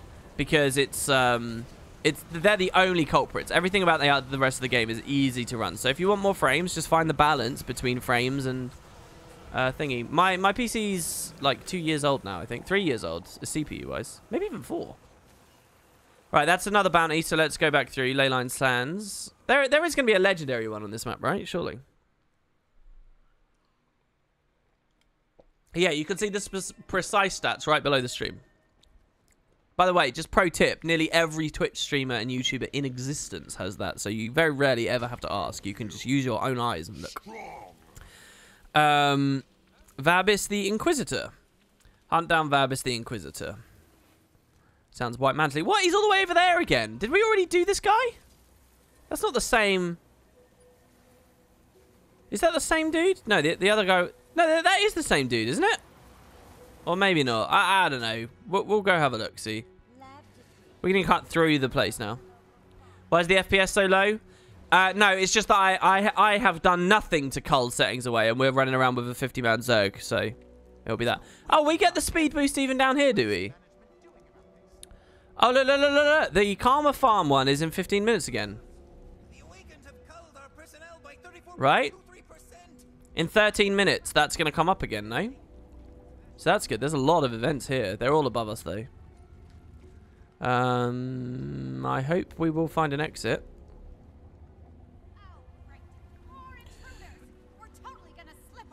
Shush, you die now. More intruders. I mean, can you imagine being an Inquest and seeing this? Just the logistics of about 100 raptors and giant manta rays and other things flying through your base. It's not just people now rampaging through. It's not just ridiculous magical commanders rampaging through. They're enormous animals at the same time.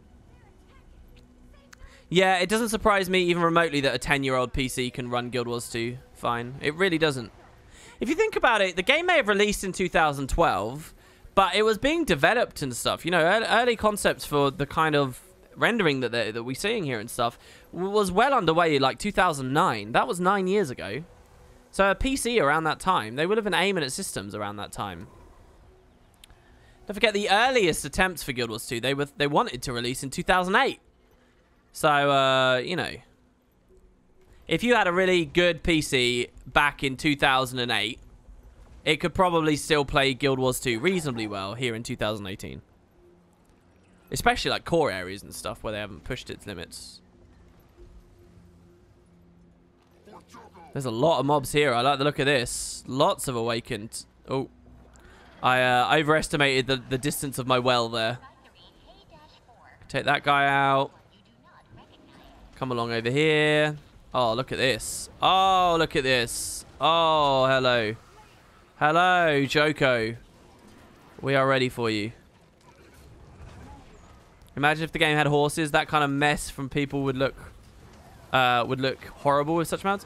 Wait. Why would horses look so much worse than what we've currently got? Am I misunderstanding you? Let's just wipe all these out. What is going on over here? Golems versus Awakened? And we're the wild card, bitches. My god. The loot just keeps coming. Okay, that's good. Now let's go get the bounty. What, is he on top of that big building up there? We might actually need a Springer for this. I don't... To that person without one, I'm sorry. Maybe someone could create a sand spell for you or something? Okay, so here's what we're going to do. We're going to do this bounty and then one more. And at that point, the door event will be up again. So we will do that, and then we're going to go to the Desolation, and we're going to try and get ourselves a mini Janundu worm. I will consider this stream a success if just a single one of us gets the worm, yeah? So I appreciate the odds might be kind of low, but we will see. If just one of us gets the worm, I'll be really happy. And then, or if the worm event's not up, we'll do the mini Abomination first. But that's the order we'll go in.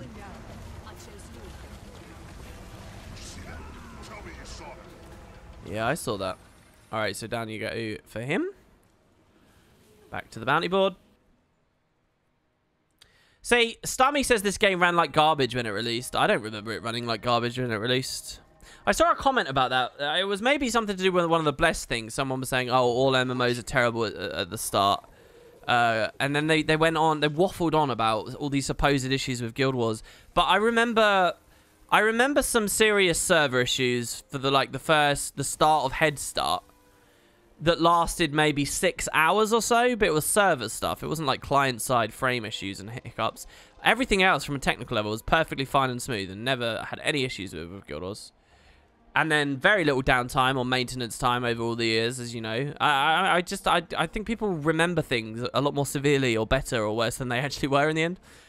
It's like the reverse of nostalgia goggles. I don't know. I don't deny that some people may have had big issues with their weird-ass systems, but I remember sitting in TS with my whole guild at the time, and aside from, again, the server-based stuff, which was really frustrating. And there was that funny Flobberdob video that came out. Aside from that kind of stuff, on a technical level, I think the rest of the game was fine, wasn't it? Yeah, you couldn't really join on a friend, and there were overflows everywhere, and it was, yeah, I remember that.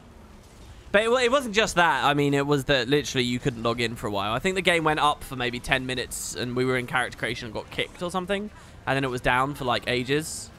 And then I remember actually later on in that same day it did it as well. I remember being in Kryta on my human Mesmer, which was my very first character, on, like, day one. And the server's going down, and I'd waited up all night because it was a midnight release, right? And I'd waited up all night to play the game, and I was faced with this situation of, like, oh, I don't know when it will go down. Should I wait for it to come back up, or is this now my opportunity to sleep? But I don't want to fall asleep, and then the servers immediately come up again. I remember that being a problem, and the fear and the upset. Because no matter what game no matter how it feels, there's always like that sense of like you don't want to get caught behind all your friends and stuff on that first day or whatever. You don't want to wake up and then realize everyone's seen all the amazing things without you. And of course, there's another side of that early stuff, that there might be bugs and exploits and things that will never come back again that you might want to look at or experience in some way.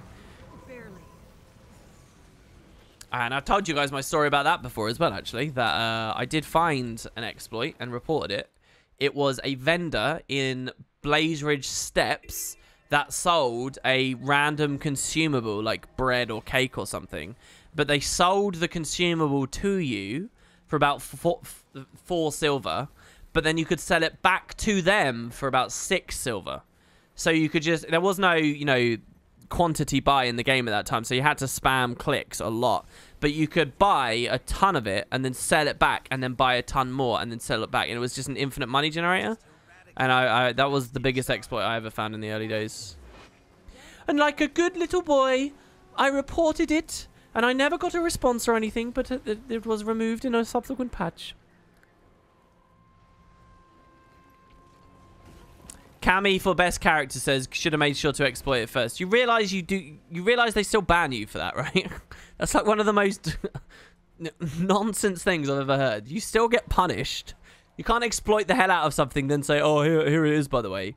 They still punish people. And they came down hard. They really set a tone. To this day, people still question and wonder about. And I hate that they're such Nazis about it. But in the early days, they tolerated zero bullshit. They had a big game with a massive launch. In the early days, it was a huge phenomenon, Guild Wars 2.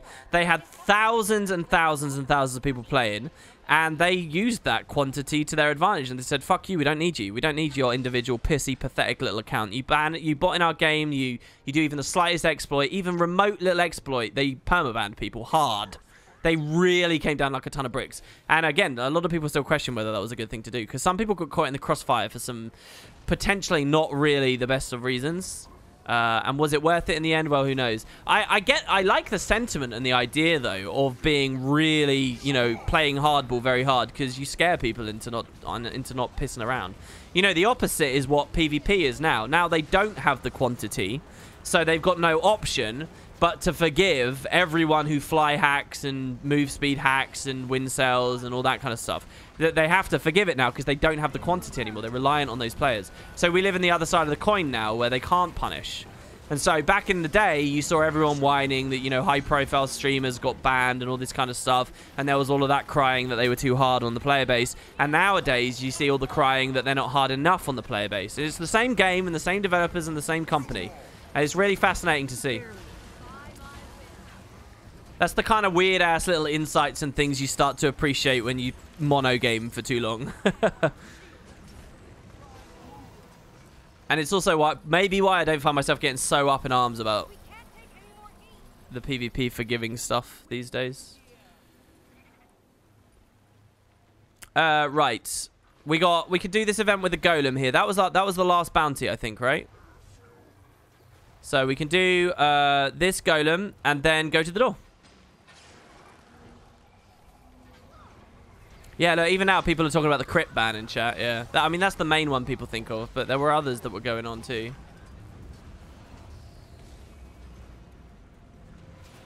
Yeah, there have been temp bans in PvP, but what I'm saying is they're nowhere near as punishing as they had been in the past. That's what I'm saying.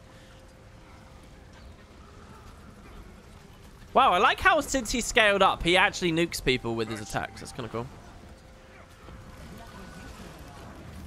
Even now, WP's game with max graphics and the added stress from streaming drags the frame rate down. This isn't normal, though. Like, this is a weird thing with Guild Wars. You might think that this is a normal... It's not really. Very little of my time on this map has been like this. Most of my if you were to look at my time in Guild Wars 2 in terms of average frame rate, my average frame rate is probably about 100 to 120. So most of the time I play this game, I'm 144 frames.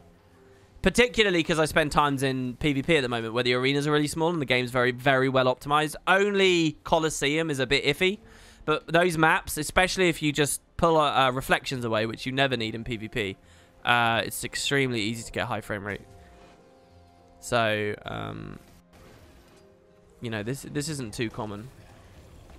Just another reason why maybe they shouldn't push people and incentivize people as bounties as a big part of the game. I don't know. I'm not saying that definitively, just throwing it out there. Food for thought. Weird, I remember Senna being harder at a weird plague contagion mechanic. Well, we probably trivialized all nuance here with this, so...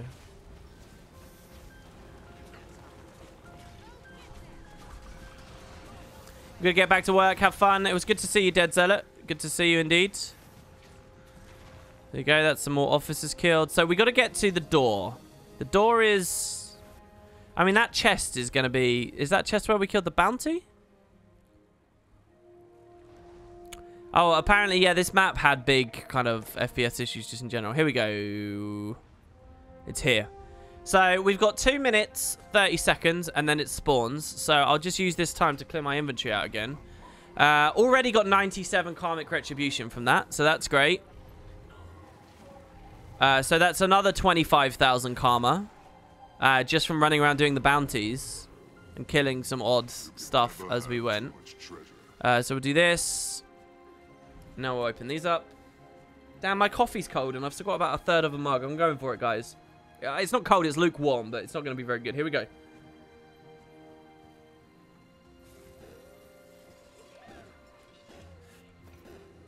I think the bounties can have different additional mechanics to it that are random each time, so it can be harder on some tries than others. Well, that's what the gambits are, man. Have you played a bounty? That's what they do.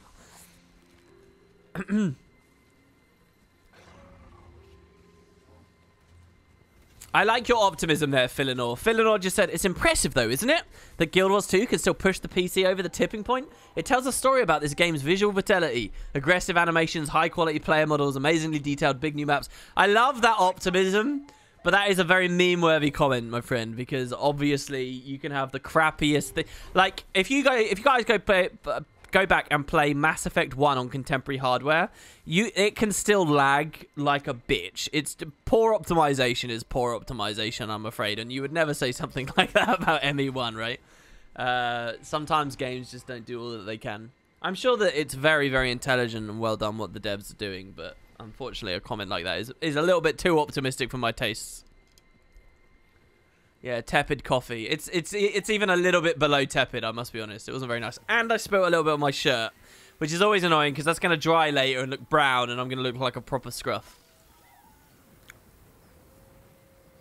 But it is amazing. I do still agree, though, with the sentiment that they have been pushing it super hard.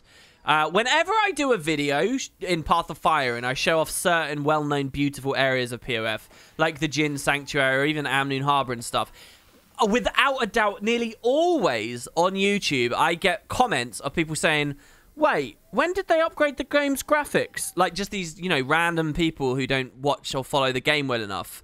And they're like, oh, what? When did Guild Wars 2? And it's because they just don't realize when I say to you, the game is looking better day by day, each release they do, or when a new expansion comes out, or when I geek out about that pre-release before an expansion or something. I'm not just shilling the game aimlessly and wildly. It's because they are making legit improvements. I think gamers in general, one of the biggest like points of ignorance from gamers in general is when you talk about game engines and capabilities. Like if you look at the way people talk about Bethesda and like Fallout and stuff, and they're like, still just on a modified Morrowind engine, lol, needs to be improved, game, right? When people say stuff like that, it's like they seem to think that an engine is this hard and fast thing with very, very, very specific limited capabilities, can never be pushed. And once they've compartmentalized the game into that world, it now surprises them that Path of Fire looks better. What? Did they upgrade it? It's like... But if you ever listen to, for any game I've ever encountered, a developer interview where they're talking about like engine improvements and rendering and optimization and stuff, they never talk in hard and fast terms about, oh, we need to build a new engine. They're always just saying, yeah, we're just adding new features and refining what the current platform we're on, you know? Like, it's not this weird binary thing, but there is this real weird sense, I think, in just general video game enthusiasts that think that engines are like these strict limitations and set of definition of what a game can be. I don't know. And obviously there are things that are limited. If you're DirectX 9, then you're DirectX 9. You will be cut out from some things, but you know, I don't think it's quite as simple as people often talk about. And particularly when you follow Bethesda, you see that a lot with Bethesda.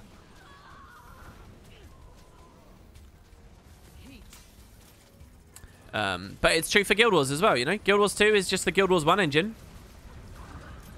with lots of improvements and refinements to make it suited for a more massively open experience with jumping. And now mounts. There you go, that's it. That's the only difference. But yeah, and I hope they keep going. You know, there was even signs of that with Guild Wars 1. Eye of the North looked so much better than Nightfall, which itself looked better than Factions, which and they were only 6 months apart, which looked pretty far ahead of Prophecies. If you compare Eye of the North to Prophecies, there's a huge difference. Like the Burning Forest in Eye of the North compared to the Fire Island Chain. It's incredible, and I'd like to see the same thing for Guild Wars 2. You know, Path of Fire should improve upon Heart of Thorns, which I'd say it did. Heart of Thorns did. It's because you can't really just define one thing. One of the ways that Heart of Thorns is so much more impressive isn't actually about technical advances. It's about the way that the environment designers built those maps and layered the trees and the scale of those maps. And, or you know, it's things like that. They're a little bit more intangible from a technical standpoint, but produce these much more visually appetizing experiences. And that will be true with Cantha as well. If they find some way to concoct the Jade Sea to still being Jade, which, by the way, I would be so happy with. That would be... You guys might be like, oh, that's really lazy, but I love that setting so much. I'd be well up for it. If they found a good reason for it to be a thing, you know, that could look incredible. We see a little bit of it in the Jade Fractal, right? But can you imagine how well they could make that look? And that's not because the engine was upgraded. That's because we're just the subject material and the talent behind the art, you know? And the direction. That's true for a great many things. I'm proper waffling here. Someone get me to talk about something else. Old blue jade or the jade we have in the solid ocean? I'd like the old blue jade. But it got kind of greeny in Factions as well. It did get a little bit greeny, just a tad. Have it be melted partially. Make it a sea with giant floating islands and icebergs made of jade. You know what? I would actually adore that. You know how episode 2, this map we're on, has that boat that floats around? There is so much that could be, ways that could be utilized. I mean, I really, can you imagine the kind of stuff they could do? I already talked about this with Conquest. Imagine a Conquest map that has a floating, moving mid-node. that sometimes drifts closer to red spawn, sometimes closer to blue spawn. Can you imagine how that would just change up? It would just feel like such a cool map and a ranked worthy map. Don't you dare tell me that that could never be a ranked worthy map. It could be a ranked worthy map. That's such a cool idea. But for PvE, that's true. There's all these things they could do. When we deal more with the Coden in like a Norn expansion or something, there could be icebergs, like literal sanctuaries that actually move. Oh. You know, they always said that it's the environment and the exploration and sides of adventure and the jumping puzzle-esque stuff in Guild Wars that was its strong suit. Imagine if they get that boat tech, like, and they really, really, you know, they take some pills to make that dick even bigger. That's going to be so cool. And I think Cantha is really ripe for that as well. Do the Guild Wars expansions cost money? Yes, they do. You get the core game for free with the expansion. It's $30 for the whole core game plus the expansion. But if you get both expansions at once, it's $50.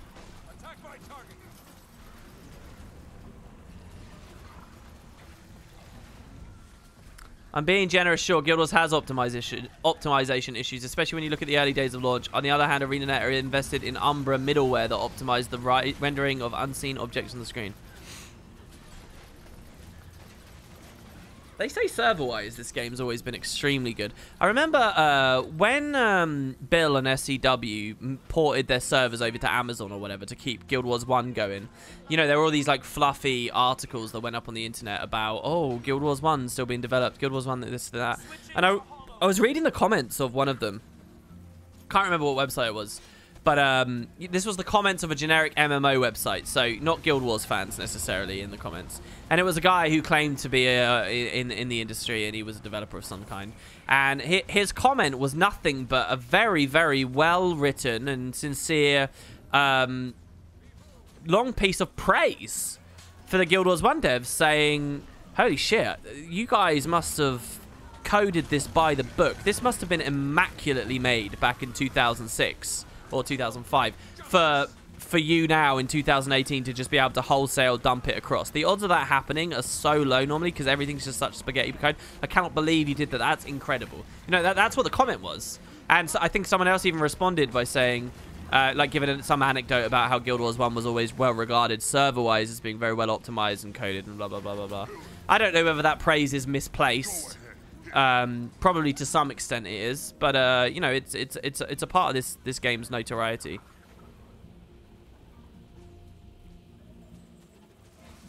Yeah, don't go. Yeah, your chat's already got that. If you want to get the expansion, I think it's on 30% off sale at the moment. Oh, and I do have a link. If you click the link below the stream, that helps me out, by the way.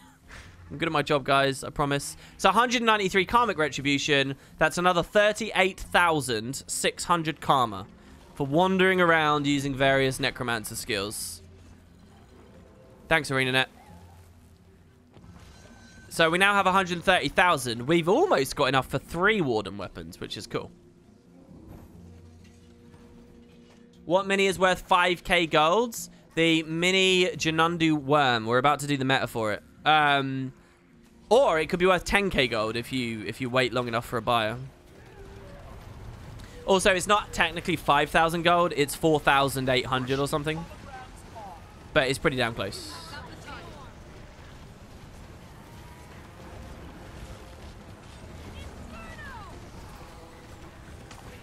Oh, we got some classic Guild Wars combat music here.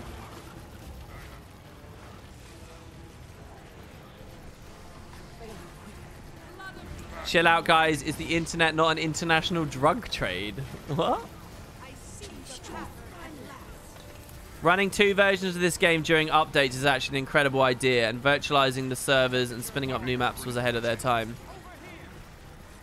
They were ahead of their time in a lot of ways with GW1, I would say. 2 ahead of their time, actually. Guild Wars 1, mechanically, exactly as it exists. If that had never released, but it released now in 2019, people would go mental for it. But, you know, with all the fruits of 2019 hardware and graphics and all that kind of stuff. But otherwise, the skill system, the attribute system, the exploration format, all of that stuff, It'd be mental. It wouldn't anymore because it's already existed and it's a bit old hat. But yeah.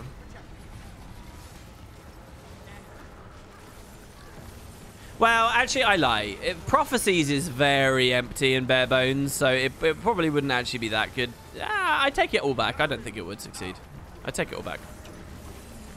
The infrastructure and design and gameplay design and stuff, yes, but the content itself that was built would have to be very different and much more exhaustive and stuff.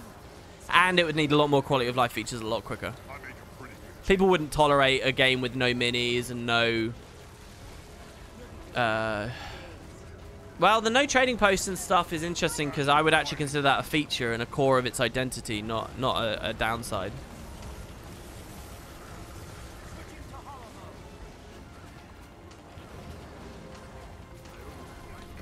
Jesus, that guy's so far out of range. I can't even get him with the GS stuff. And we're obstructed. Jesus.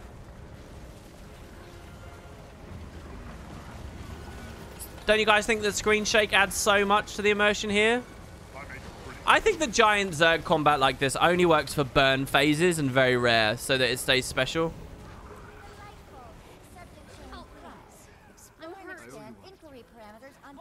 Right.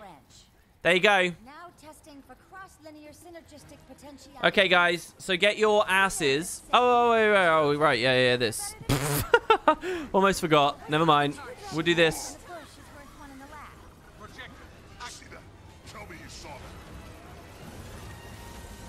Hey WP, haven't been in touch with Guild Wars 2 for very long. You are referencing Cantha a lot. Was there any statement from the devs? No, it's just that, well, where does it come from? I don't really know. The fact we went back to Nightfall and the general trend seems to have been to go south here, just in general has excited people about going back there, I think. You know, I'm not sure there's too much more in it. The lore has got enough reasons and justification, and people are constantly chasing that nostalgia. I think that Cantha is another pretty safe moneymaker. I think the first Guild Wars 2 expansion that is not an old region is kind of a scary prospect. But that's a long time before they have to resort to that. They can slap in the depths of Tyria, for example, in any expansion, in any region, just to get that kind of feeling back or whatever. Eye of the North and the Far Shiver Peaks and stuff is all still available. I don't know. I just think it's because of what Path of Fire ended up being. The doors feel like more open than ever, you know? We still don't really know the full story of why that district got closed down and turned into the Great Collapse and all of that Josh Foreman once upon a time alluded to. And maybe we'll get the full story eventually, but assuming that that's now changed, and I don't know. It's all just purely speculative. There's no developer, you know, solid developer suggestions. Okay, Desolation, guys. Go Desolation. Meanwhile, I am going to come here. Now, I'm going to buy the dagger because I'm going to be using a lot of that on the Necromancer. That's actually going to be one of our dungeon weapons.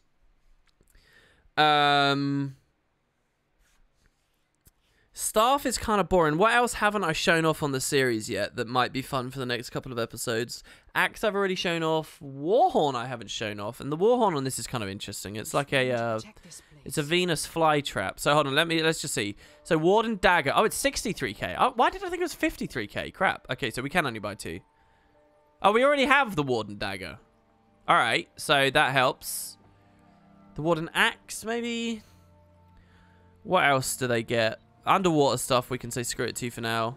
Sword, they won't get. Staff, Trident, Warhorn. Scepter, should I show off some condition damage play? Thing is, I don't want to show off Condi play until I can properly build it, which will be a lot later in the series, so I'm not going to do that. What else does Necro get? That's it, isn't it?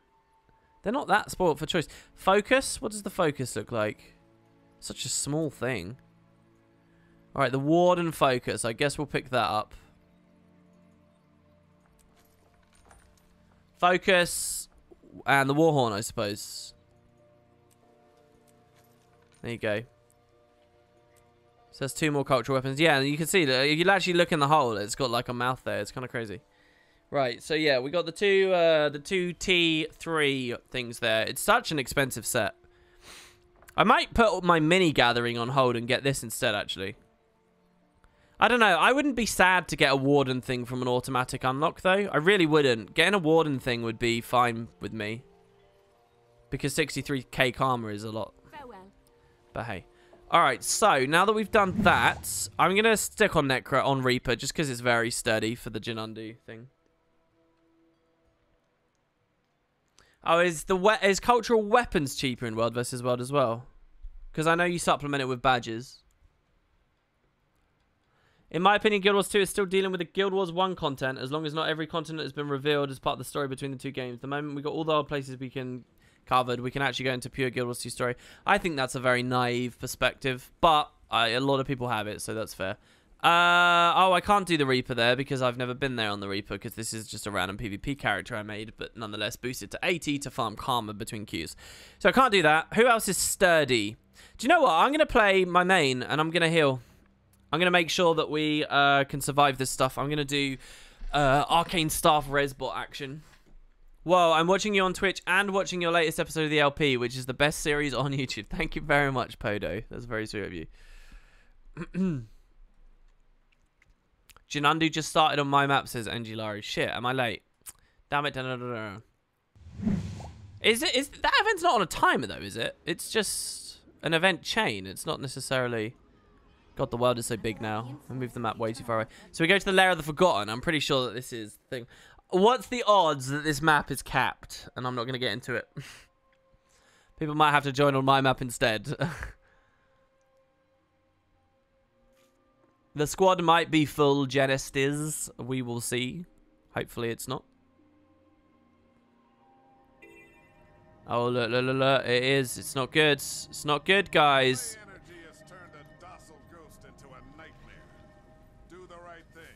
Alright, just join on me, guys. I'm in subgroup 2. Join on me. Join on this map. WP is deaf. What do you mean I'm deaf?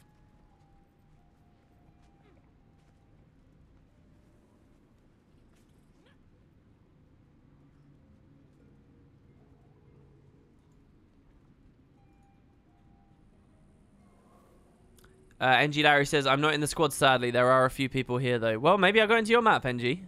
Maybe I got into it. All I remember really is that it triggers over here. It's this double thing, right? We do the two at once. So let's wander over and see what we find.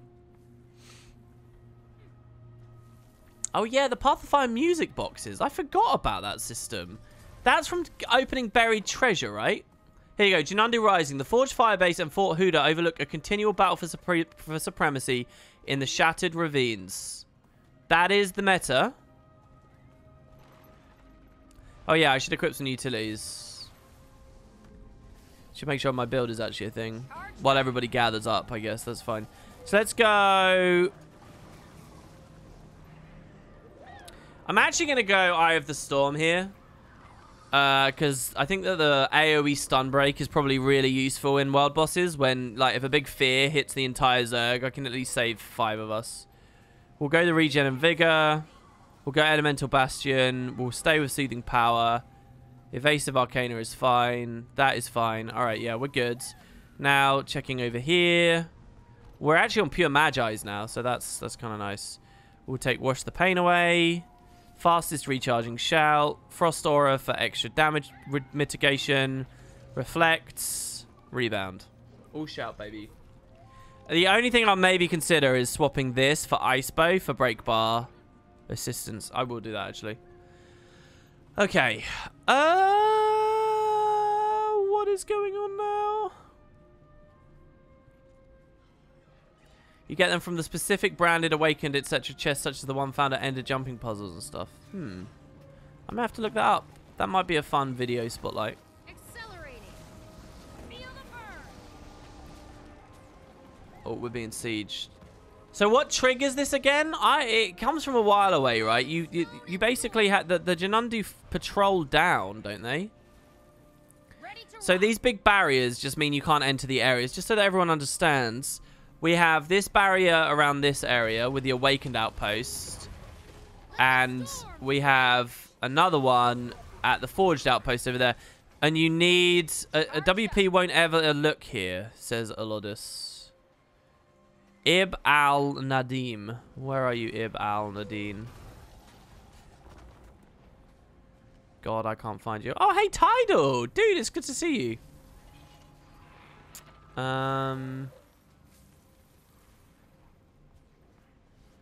Ib Aladeen. I can't see you in chat, man. It's full. Our map is full. Oh, you're not even in our instance. Angie Larry's not in our instance either. So should we move everyone again? Let me wiki it. I'm going to wiki it. I'm just going to type Janundi Rising. We'll do it on this map. I'm not going to move everyone across the map again. But I'm going to... Wow, so we map capped. Really? With just one squad? Fine. Okay, so the first one is to collect sulfur... With siege fire falling nearby, the ghosts of Wayward Watch scheme to use Janundu to attack Fort Huda and the Forge firebase. So, Wayward Watch, ghosts, are these guys, correct? I believe that these are Wayward Watch. Let's listen to them and see what they have to say. Hello, guys. Hank. No, it's like going unconscious. You don't always remember how it happened. You just know that you're now awake. I heard it had to do with Jogo's meddling in the underworld. But whatever it was, our minds are here now. Okay, so they're talking to one another. These guys will start the whole thing. Why don't you take the battle to the Forge and the Awakened? Yes, I can see it now. Dozens of ghosts versus thousands of warring minions. And they call me silly. I'm sure you're called a lot. Dozens? I see your point. It's not much, but the ghosts of the lair have been my family longer than anyone else. I can't imagine being here without them. I have another question. What do you know about Janundi worms? I know that activating the lures brings them in droves. The Awakened and Forge won't have a clue. Get it? A group of worms is called a clue. Pretty clever, huh? Is it really? A group of worms is called a clue? Hello? That's very strange. Okay. How do you handle sulfur crystals? They're a bit tricky. They form quickly but disappear back into the haze within minutes, making them ephemeral.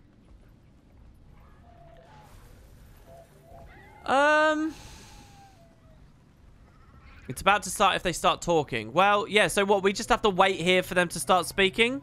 What kind of time limit is it on, I wonder? I'm back at Wiki and I'm just trying to see.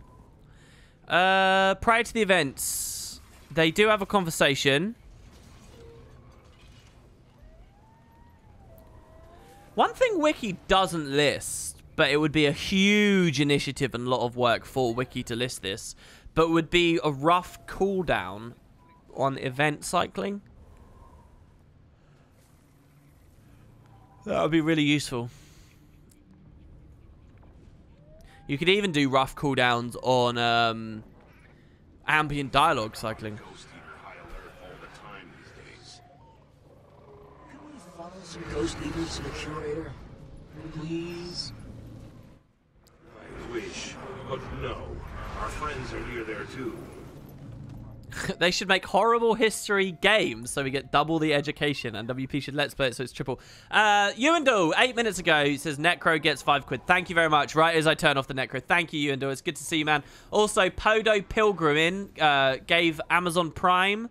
Navadin Zenth did as well. Thank you to both of you guys. Anyone new watching on Twitch, you don't understand how this works. Basically, if you have Amazon Prime for the quick shipping and all that, you can pick one person for free on Twitch to give a Prime sub, which gives you all the benefits and perks of being a sub. So you get all of our cool emotes, you get the badge, you get permission to post links in chat and all that kind of stuff. You're not suppressed so heavily in chat by doing that, and it puts some pennies in my pocket. So you two who did that, thank you very, very, very much. You're the reason that being able to stream on Twitch every weekend is worth it.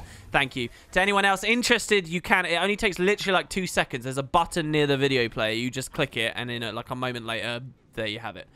So Ewendell just did it there. He said like this. And you can even leave a little message as well that the entire stream will see. So thanks very much, Ewendell, and to those of you who did that.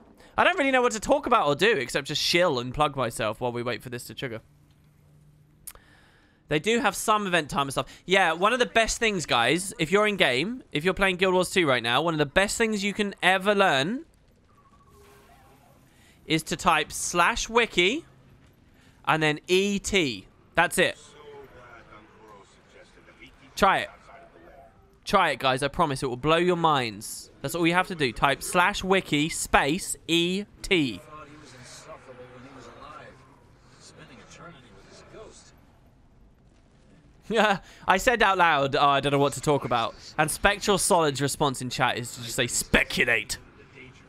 It's like I'm being poked as a performing monkey. We're here to listen to you speculate. Do it. Do it now. Speculate. Let it go. What would you do with 5 gold anyway? There you go. Zadia said, what the fuck? How did I not know about that? Laughing my ass off. Yeah, see, people are learning. /wiki ET. Just type it in chat. Are you aware of when we get episode 3? Absolutely not. Why is there no menu UI with wiki like in Guild Wars 1? What does F11 do in this game? It's options, isn't it? F10? I mean, there is wiki integration, but it's through chat and just links you to the wiki. They didn't bother doing an in-game panel. Yeah, Ben Lubar's right as well. If you type wiki and then you shift-click anything, that's also amazing. It will take you to the wiki page for whatever you shift-clicked. For anything. And that's incredible too. Very, very useful tool. So if someone like, if there's something you don't know what it's for, it's a part of a collection, it's, you know, you can do that. Oh yeah, F11 was options in Guild Wars 1. I don't remember what the button was. F9 maybe? I don't know. Charged up. How do you think they can fix the armor mechanic repair so it's worthwhile in any way? Well, my opinion on that is not...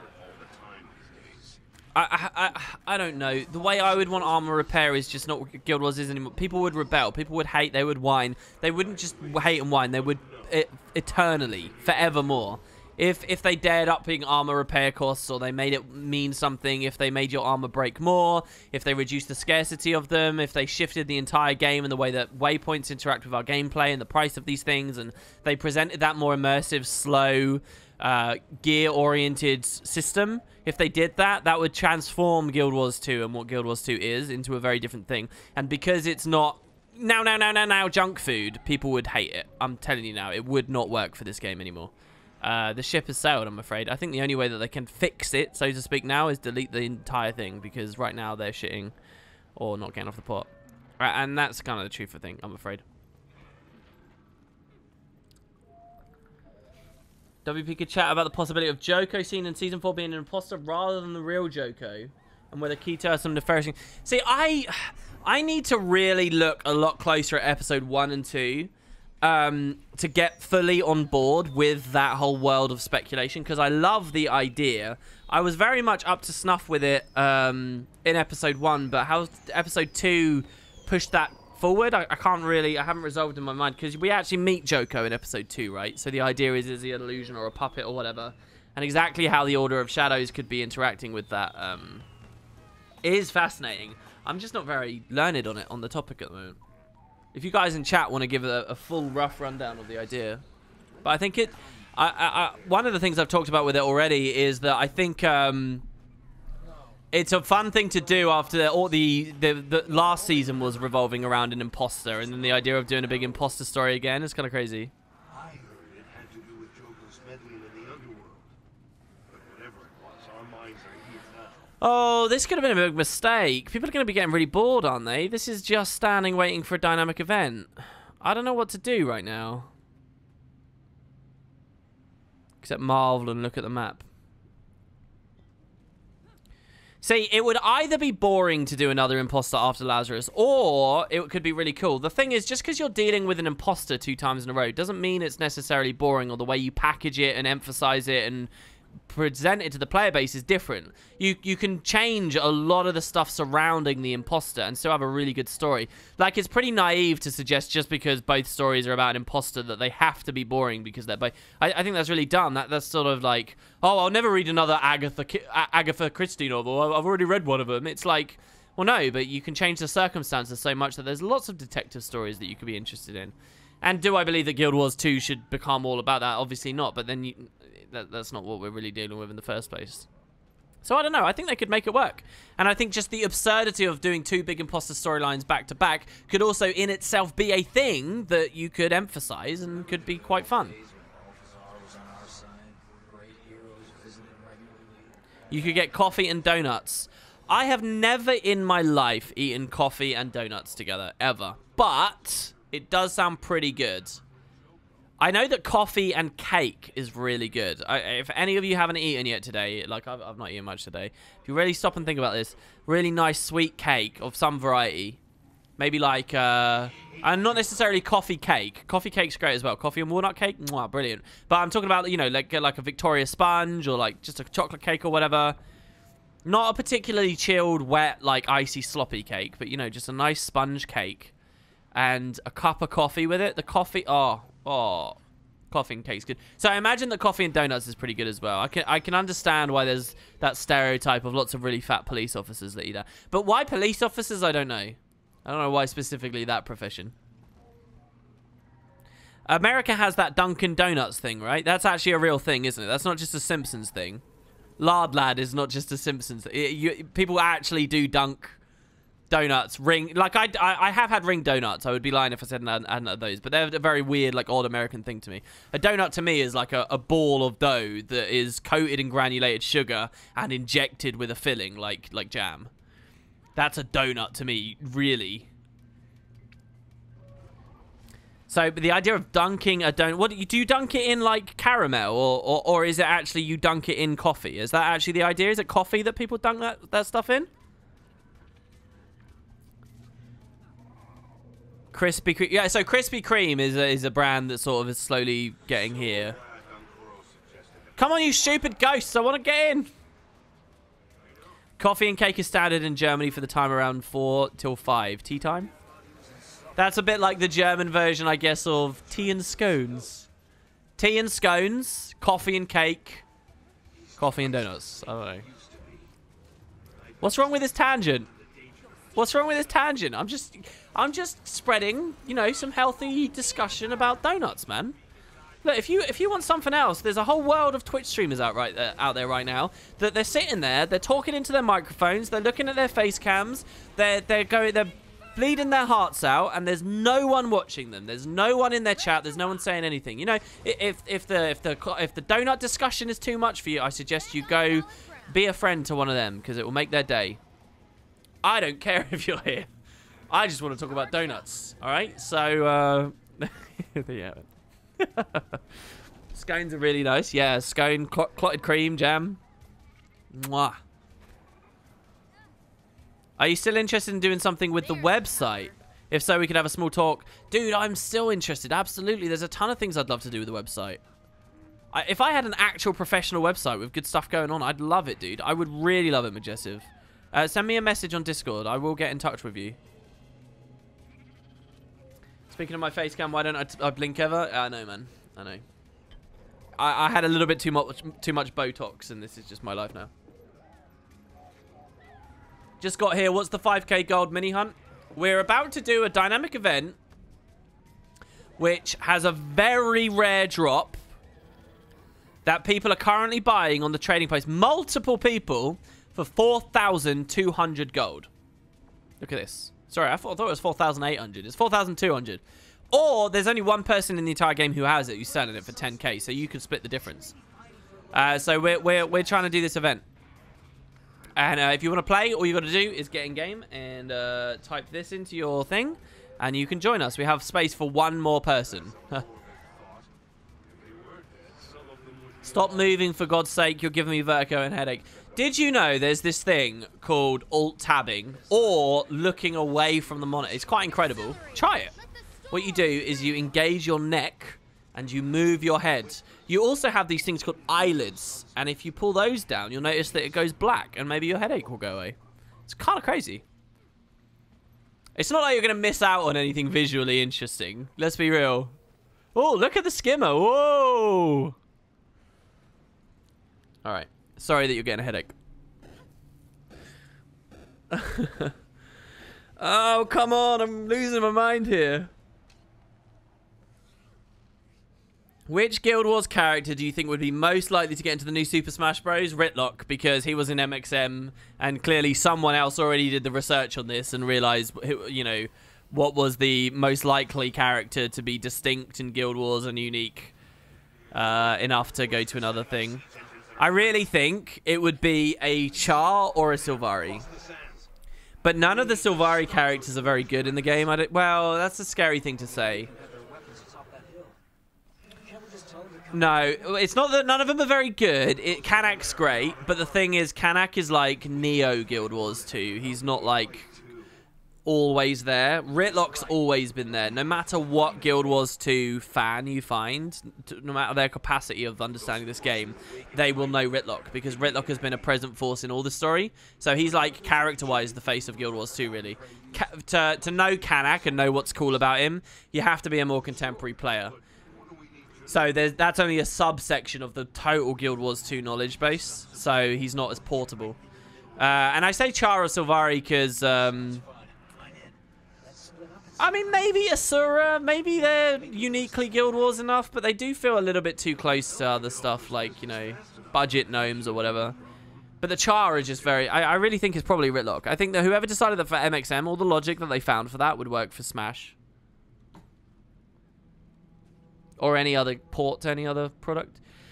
Do you think that the story of Abaddon can or will be continued? In German wikis of Guild Wars 1 and Guild Wars 2 stands, but Abaddon isn't dead. His power is just sealed in Cormyr. And what exactly happened to Abaddon is unclear. His evilness isn't found in Cormyr, but it's considered the soul of the fallen god still exists further. Blah, blah, blah, blah, blah. No, I think the Abaddon story they're pretty much done with. They've told us that many times. Don't take wiki too literally. That's players' interpretation of the lore. Abaddon exists within Cormyr, but essentially the idea is the magic that was being wielded by Abaddon and essentially made up the essence of him is now within Cormyr, who does what she sees fit. So, yes, Abaddon will be continued, but as Cormyr is continued. Yay!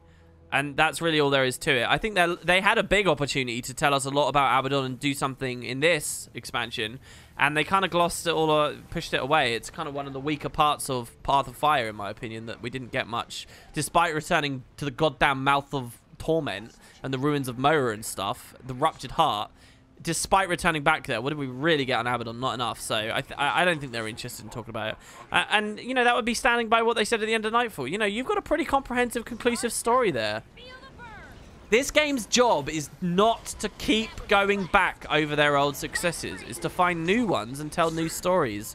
It's not all about pandering to old stuff. That's why I said to that person earlier that it's a little bit naive to think that Guild Wars 2 has to go to Cantha and has to go to Nightfall and has to always go back to old stuff. Otherwise, it's not really allowed to go any further. Why? Who says that? That's not what it's here. Guild Wars 2 isn't here to just constantly look over its shoulder at the original game. That's not the point of it. As much as I enjoy that as a Guild Wars 1 fan, and many of us do, you know? And I really think that the mystery that still remains with Abaddon is okay. There needs to be maybe there's a word. Does anyone know if this word exists? Is there a word for good mystery, as in concluded mystery? So what I'm looking for is a term. I want to coin a phrase. I want to create a word here, guys. We're going to do it because it clearly doesn't exist. It's for, we're speaking in terms of like narrative, games, books, whatever.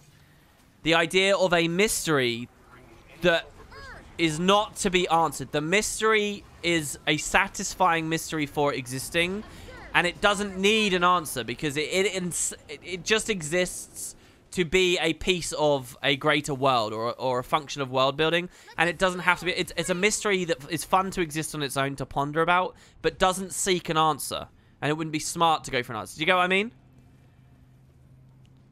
So mysteries like that could often be minor mysteries, and that's why I would say a lot about Abaddon as well. That's what. So whatever that is, there needs to be a word to describe that. There's the power. I think that what remains with Abaddon, most of his mysteries, most of his unexplored facets are that. You know, they're interesting to ponder, but are they really important to answer? Probably not. So you know, we can leave it be. A mystery that you're allowed to leave be. Yeah, a mystery that has value all in and of itself. That's what I think about Abaddon. I mean, I love that you're enthusiastic about it because he was so well delivered and it was so well done in Nightfall. But I don't think there's anything really big that they have to. And anyway, I'm mostly just speaking in terms of what have they given us. Priest of Abaddon, I get it that you want that, and I would have wanted more too. I've said it many times. But their big shot was in the Desolation here, and they haven't given it to us. So hold your breath for episode 3, 4, 5, 6, potentially 7. Hope that one of them takes us back to the Bone Palace, the Desolation, and deals with the Realm of Torment. Just hope. Hope that, you know, the Forge coming out of the Ruptured Heart or whatever gets a bit more explanation. Living World, that's what you've got to hold your breath. If they don't do it there, though, I think you're pretty shit out of luck, really. Okay, so a sulfur crystal is needed to add to the lure. So we need to find crystals. My contribution is 0. So the crystals are down in the sulfur, I guess. I see lots of players down here. Here we go. So we can press F to pick up. What the hell? But then that's knocked me off my skimmer. I'm going to die. Jesus. Okay, so we grab the sulfur. I'm carrying a sulfur crystal for the next minute. Couldn't get off of our skimmer and walk up here because I'll miss it otherwise. WP, does good and evil really exist? I would say no. Which means we should make ourselves scarce. I can't believe it worked. That work should cause some mayhem. Oh, did I miss it? Janandu lure activates in 50 seconds. So let's put this in here. We've got a siege going on with one of the gates. So let's place that in. Good. Our contribution is now 1. That means we've tagged that event, thankfully. We'll get a good healthy bronze for that. So one of the sets of Janandu, these ones over here are already sieging the Forged outpost. So we need to endure that the Janandu reach and break the Forged siege gate. So the Janandu were being lured over here. So where exactly are they then? Right now. We'll have to find them. Have they already pushed really far forwards? I can't quite tell. But no, I don't believe that good and evil exists at all. I mean, I think that they exist as concepts and words and tools for humans to understand things and rationalize things and feel happy about things. But I do not actually think the coldness of this universe are real things such as good and evil exist, no. I actually think it's very dangerous to think about the world in those terms. But hey, that's not Guild Wars 2 lore, so we shouldn't talk about that. You love that castle area? It reminds you of Buffy? Dude, Buffy was a show. I've got to go back and watch that.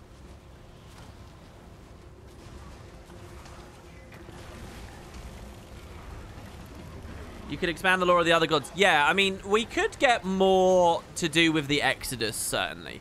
And the Exodus, you can't talk about the Exodus without talking about Abaddon. So in small shades, I think we will. But will we ever get, like, really big, you know... Will it ever be emphasized and focused on, like Balthazar was here? I think that you've already got a product for that. It's called Guild Wars Nightfall.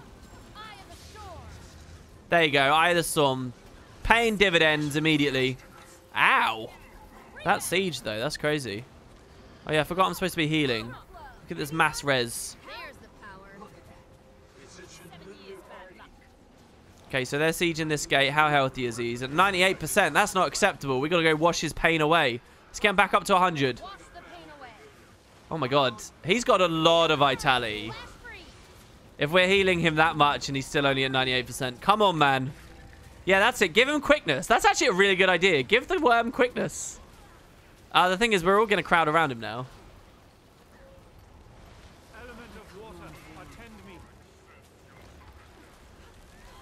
The idea of a goddess of nature that isn't from the planet doesn't make much sense to me.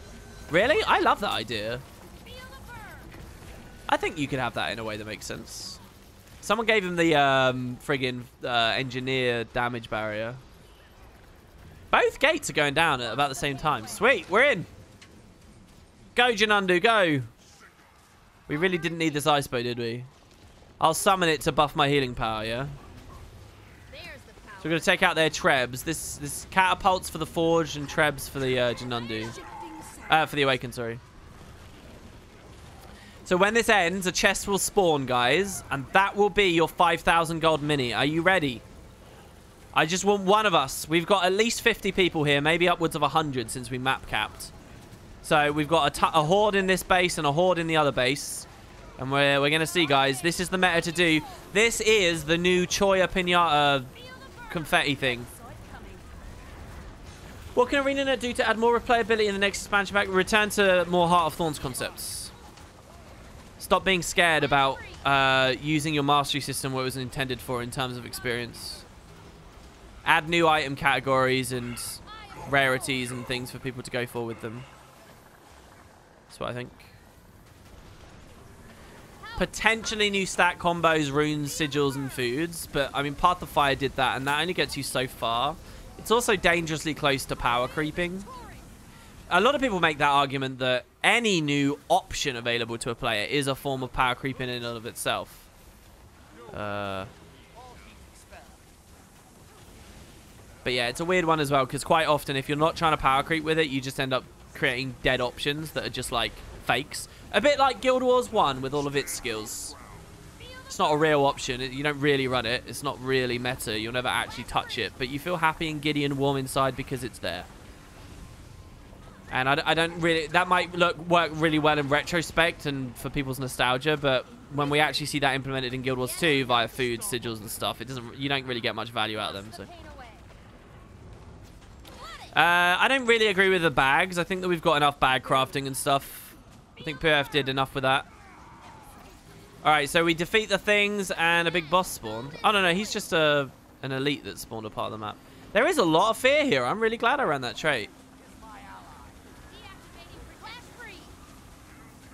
What is power creep? Power creep is when the devs add new options and buff skills to try and balance them. And over time, things get buffed more and more, that the players become stronger and stronger. Their power level creeps up and up and up, which you might think sounds really fun, but then also it just makes the whole game really easy and boring, and there's nothing really to do in it anymore that feels meaningful. So like, you can see how some raid wings feel much easier now than they did before. Even though we're all still level 80, just the balance has pushed things into place that now everyone's got so many more tools available to them. It's beyond just people getting better at the game. Our actual power level has crept, and you've got to keep that careful, otherwise you invalidate your old content. And Guild Wars is supposed to be about not invalidating your old content, so they have to be very careful about it in this franchise. Not that they always are, but that's fine. Okay, so over here, check it out. There was a chest in this one, and there's a chest over here. I wonder whether we opened both automatically because of auto loot. It looks like we might have. I got some trade contracts, some elegy mosaics. That's about it, really. Here you go, the house. Oh no, this is just the House of Daoud cache. Where's the big chest? Yeah, it's over there. I think I've already opened it. Okay, so that's it. If we got the mini, then we would have already had it, I think. Or is it this awakened chest? I know of a good use for this. This POI, by the way, I think you can only get for doing this event, so you've got to be cautious. Make sure you grab it, guys. If you've done this, go into the awakened base. If you were playing with me, you weren't fighting the awakened. But yeah. Okay, I certainly didn't get the mini. I'm not seeing anyone in chat saying they got it either. Yeah, you can join my squad with /join list, but we might not have the space for you right now. Forged chest here. Does it come out of this, maybe? Nope, lots of items and stuff, but the one big one we were looking for we didn't get. So that's why it's so valuable. It's very rare. Doesn't look like anyone got it. Supposedly, yeah, it's just one of these chests. That's where you get it. Now, the other thing, though, is the Abomination. There is another also extremely expensive mini. Meet me at the Skimmer Ranch in the Ellen Riverlands. Now, remember that it will map cap, so you want to get in quick before other people so you actually secure the place. So, be faster than the others. Yeah, rare mini is rare. Who would have thought it? Oh, apparently, you can get it from the outside. All right, so that's fine. So, the Abomination, I think it's the Skimmer Ranch anyway. Oh, wait. There is no billboard here at the Skimmer Ranch. So, I was wrong. I guess the lowest bounty board is here. There's not even a bounty board here. This is such a nice outpost as well, where the race starts. Okay, so actually it's going to be Olishar's Oasis. Now, at Olishar's Oasis, I think we will see a bounty for an Abomination. And it's killing him that gives you that mini. So yeah, I'll give you an example, guys. I'm going to do this. I'm going to go up here. I'm going to type /wiki and press the space bar. Now I'm going to come out. I'm going to go to the trading post. I'm going to type mini. I'm going to find this really expensive one, and I'm going to shift-click the mini awakened Abomination, like that, and press enter. And now you can't see on stream, but what's just happened is Wiki has opened up, telling me the abomination exactly where it comes from. It drops from killing the legendary awakened hoarder in the Bone Strand. Who... Oh, he's still the Desolation. Oh, is he? I thought the Bone Strand was here. Ah, so it was all Desolation. I'm really sorry then, guys. By me doing that, I've just thrown everyone around awkwardly when they didn't really want to. I am really actually very sorry about that, guys. I guess that's a chance for people who were locked out of the map to get in. Sorry, so yeah, we are in the Desolation. It's not the Ellen Riverlands. Both of these very expensive minis are Desolation oriented. So sorry about that, guys. But, okay, so there you go. That's how to do the wiki thing. So we're going back to the Desolation. I will ping the waypoint for you all in case you're not watching on stream. It's this one. And we're going to kill the mini abomination.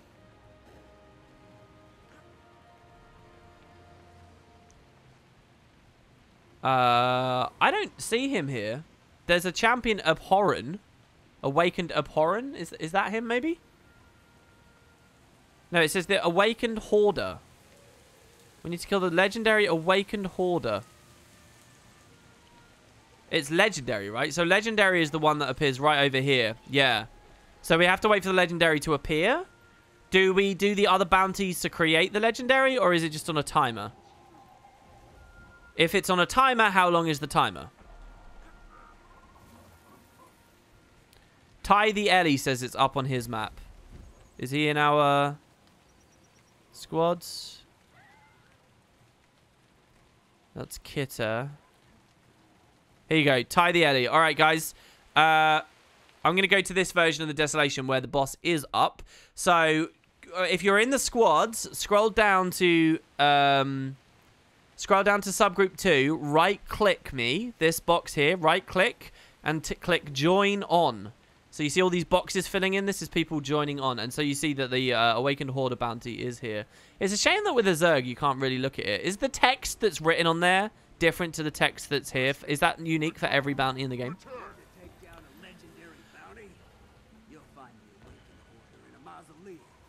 Oh, there you go. Look, he explained. Are you ready to take on a legendary bounty? You'll find the Hoarder in the mausoleum. Ooh, I think I've done this one before. Oh, I must have done this one before.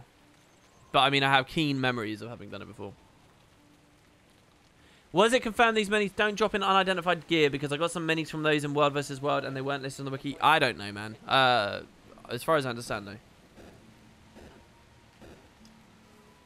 Hey, Swiss Guardian. Welcome to the stream. What is the meaning of mini mount or something? A mini is a little creature that wanders around with you and you can win them and earn them in all kinds of different ways in the game. So there's tons of minis, but like, so this little mean raptor, I can have him run around with me, like so, see? And some of them are really rare, and they're super special companions that you can sell for a ton of money. And one of them is an extremely rare drop from this boss here, who I'm now going for. So hunt down the Awakened Hoarder. Let's go. To the mausoleum, which is that big scary building up on that cliff. This is one of my favorite areas of PF. I love seeing these cliffs. Okay. Just to be fully clear. Oh no, he's not actually in there, is he? He's over here. I think following the road takes us to him though, so we will follow the road. I don't mean all the way. Not going to skip or anything. Oh, did the sun just rise? What's the lore behind minis? Well, the lore behind a lot of them are that they're mechanical small clockwork toys. But I don't know whether that's the lore for all of them. Some of them aren't even called minis. Some of them are just called, like, I believe in Bitterfrost Frontier, there's a mini you can get that isn't even referred to as a mini. It's just a thing that you get. It's just called the chicken. It's just a chicken. It's not a mini chicken. It's just a chicken. Do you want this chicken to run around with? But mechanically, it's treated as a mini. So I don't know whether the lore is different for all of them or whatever. But the vast majority, I think the idea is meant to be that they're supposed to be little toys. So yeah. All right. So he's down here in this bony ring. You guys ready? Yeah, Guild Wars 1 had the mini Black Moa chick, which was not really a toy. It was an actual chick. So. All right, here we go. So he's legendary. So he's going to be kind of tricky. So I'm going to have to focus on pumping out Frost Aura and keeping people alive. Get those CCs on. I've dropped an ice bow and I'm using the skill 5 to break it. So he moved over here. I really should have lowered the culling, or at least turned off screen shake for this video, but whatever. That reminds me, I need to turn auto loop back off for the Let's Play. I've hit rebound there to heal myself up, but now I need to leave because it got consumed very quickly. So I'm pressing F to drop more water fields and resurrection capacity. I hope I get a good tag on this. I'm actually going to swap purely to fire just for a bit of really piss poor damage, just to be sure that I will get a tag. Because otherwise I'll be a bit disappointed.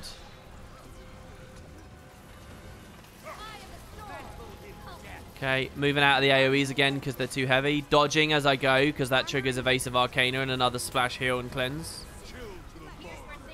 Break bars back up and the ice bow, so I'll do that. I'll do some auto attacks because that stacks the thing.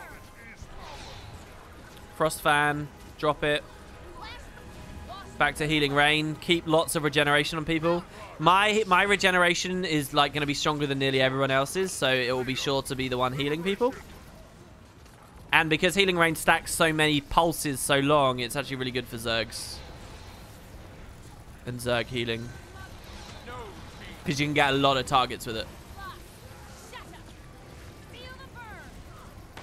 Another heal here. I probably did the heal skill a bit early.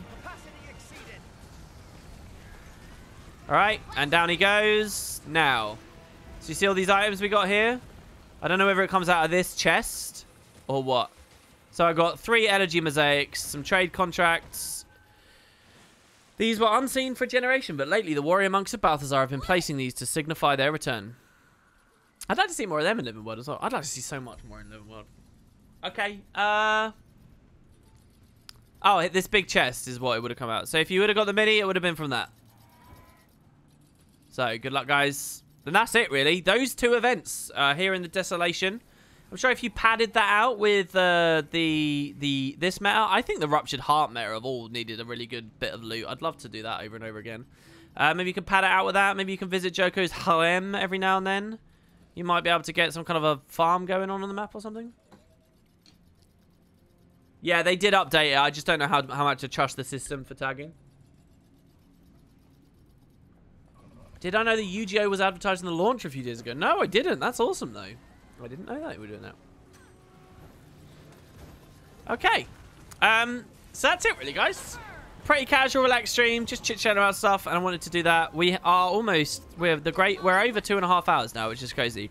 But that, unfortunately, is going to have to be the end of the stream today. So, if you're still looking for more content from me, keep an eye on my YouTube channel, where there'll be plenty of stuff. These VODs go up on Wooden Potatoes 2, so you can check out over there as well. We have a big community Discord where we give people gems. We discuss the videos that I do. We discuss the games that I play, gaming in general. We just chat and do all kinds of stuff. It's a really nice community. You don't need an account. You don't need to download or install anything. You can just join. All you have to do is click the link in chat there, and there you have it. So you can come along there. And aside from that, thanks very much to those few people who subbed today. Ewendell for the lovely little donation there. And I'm now going to host you guys over to a new Guild Wars 2 player, possibly a Bless Online refugee. And we will see how they feel going forwards. We haven't hosted a grill for a while, and I can see that there is a grill here saying crush that Monday. So apparently it's even a co-op stream. So cool. We'll see how these people do. Thanks, guys. I really appreciate all of you coming out. I'll be back next Saturday. If you follow me, you'll get a notification when I next go live, and I'd love to see more of you there. And who knows, we may try this again, but the Big Path of Fire playthrough will continue as well. Again, if anyone wants to tell me how to set my warrior up visually, it's an open door. Just let me know. Majestive, send me that Discord message, please. And otherwise, I think I'm forgetting something. I really do. Whatever. Cheers, guys. I'll see you next time.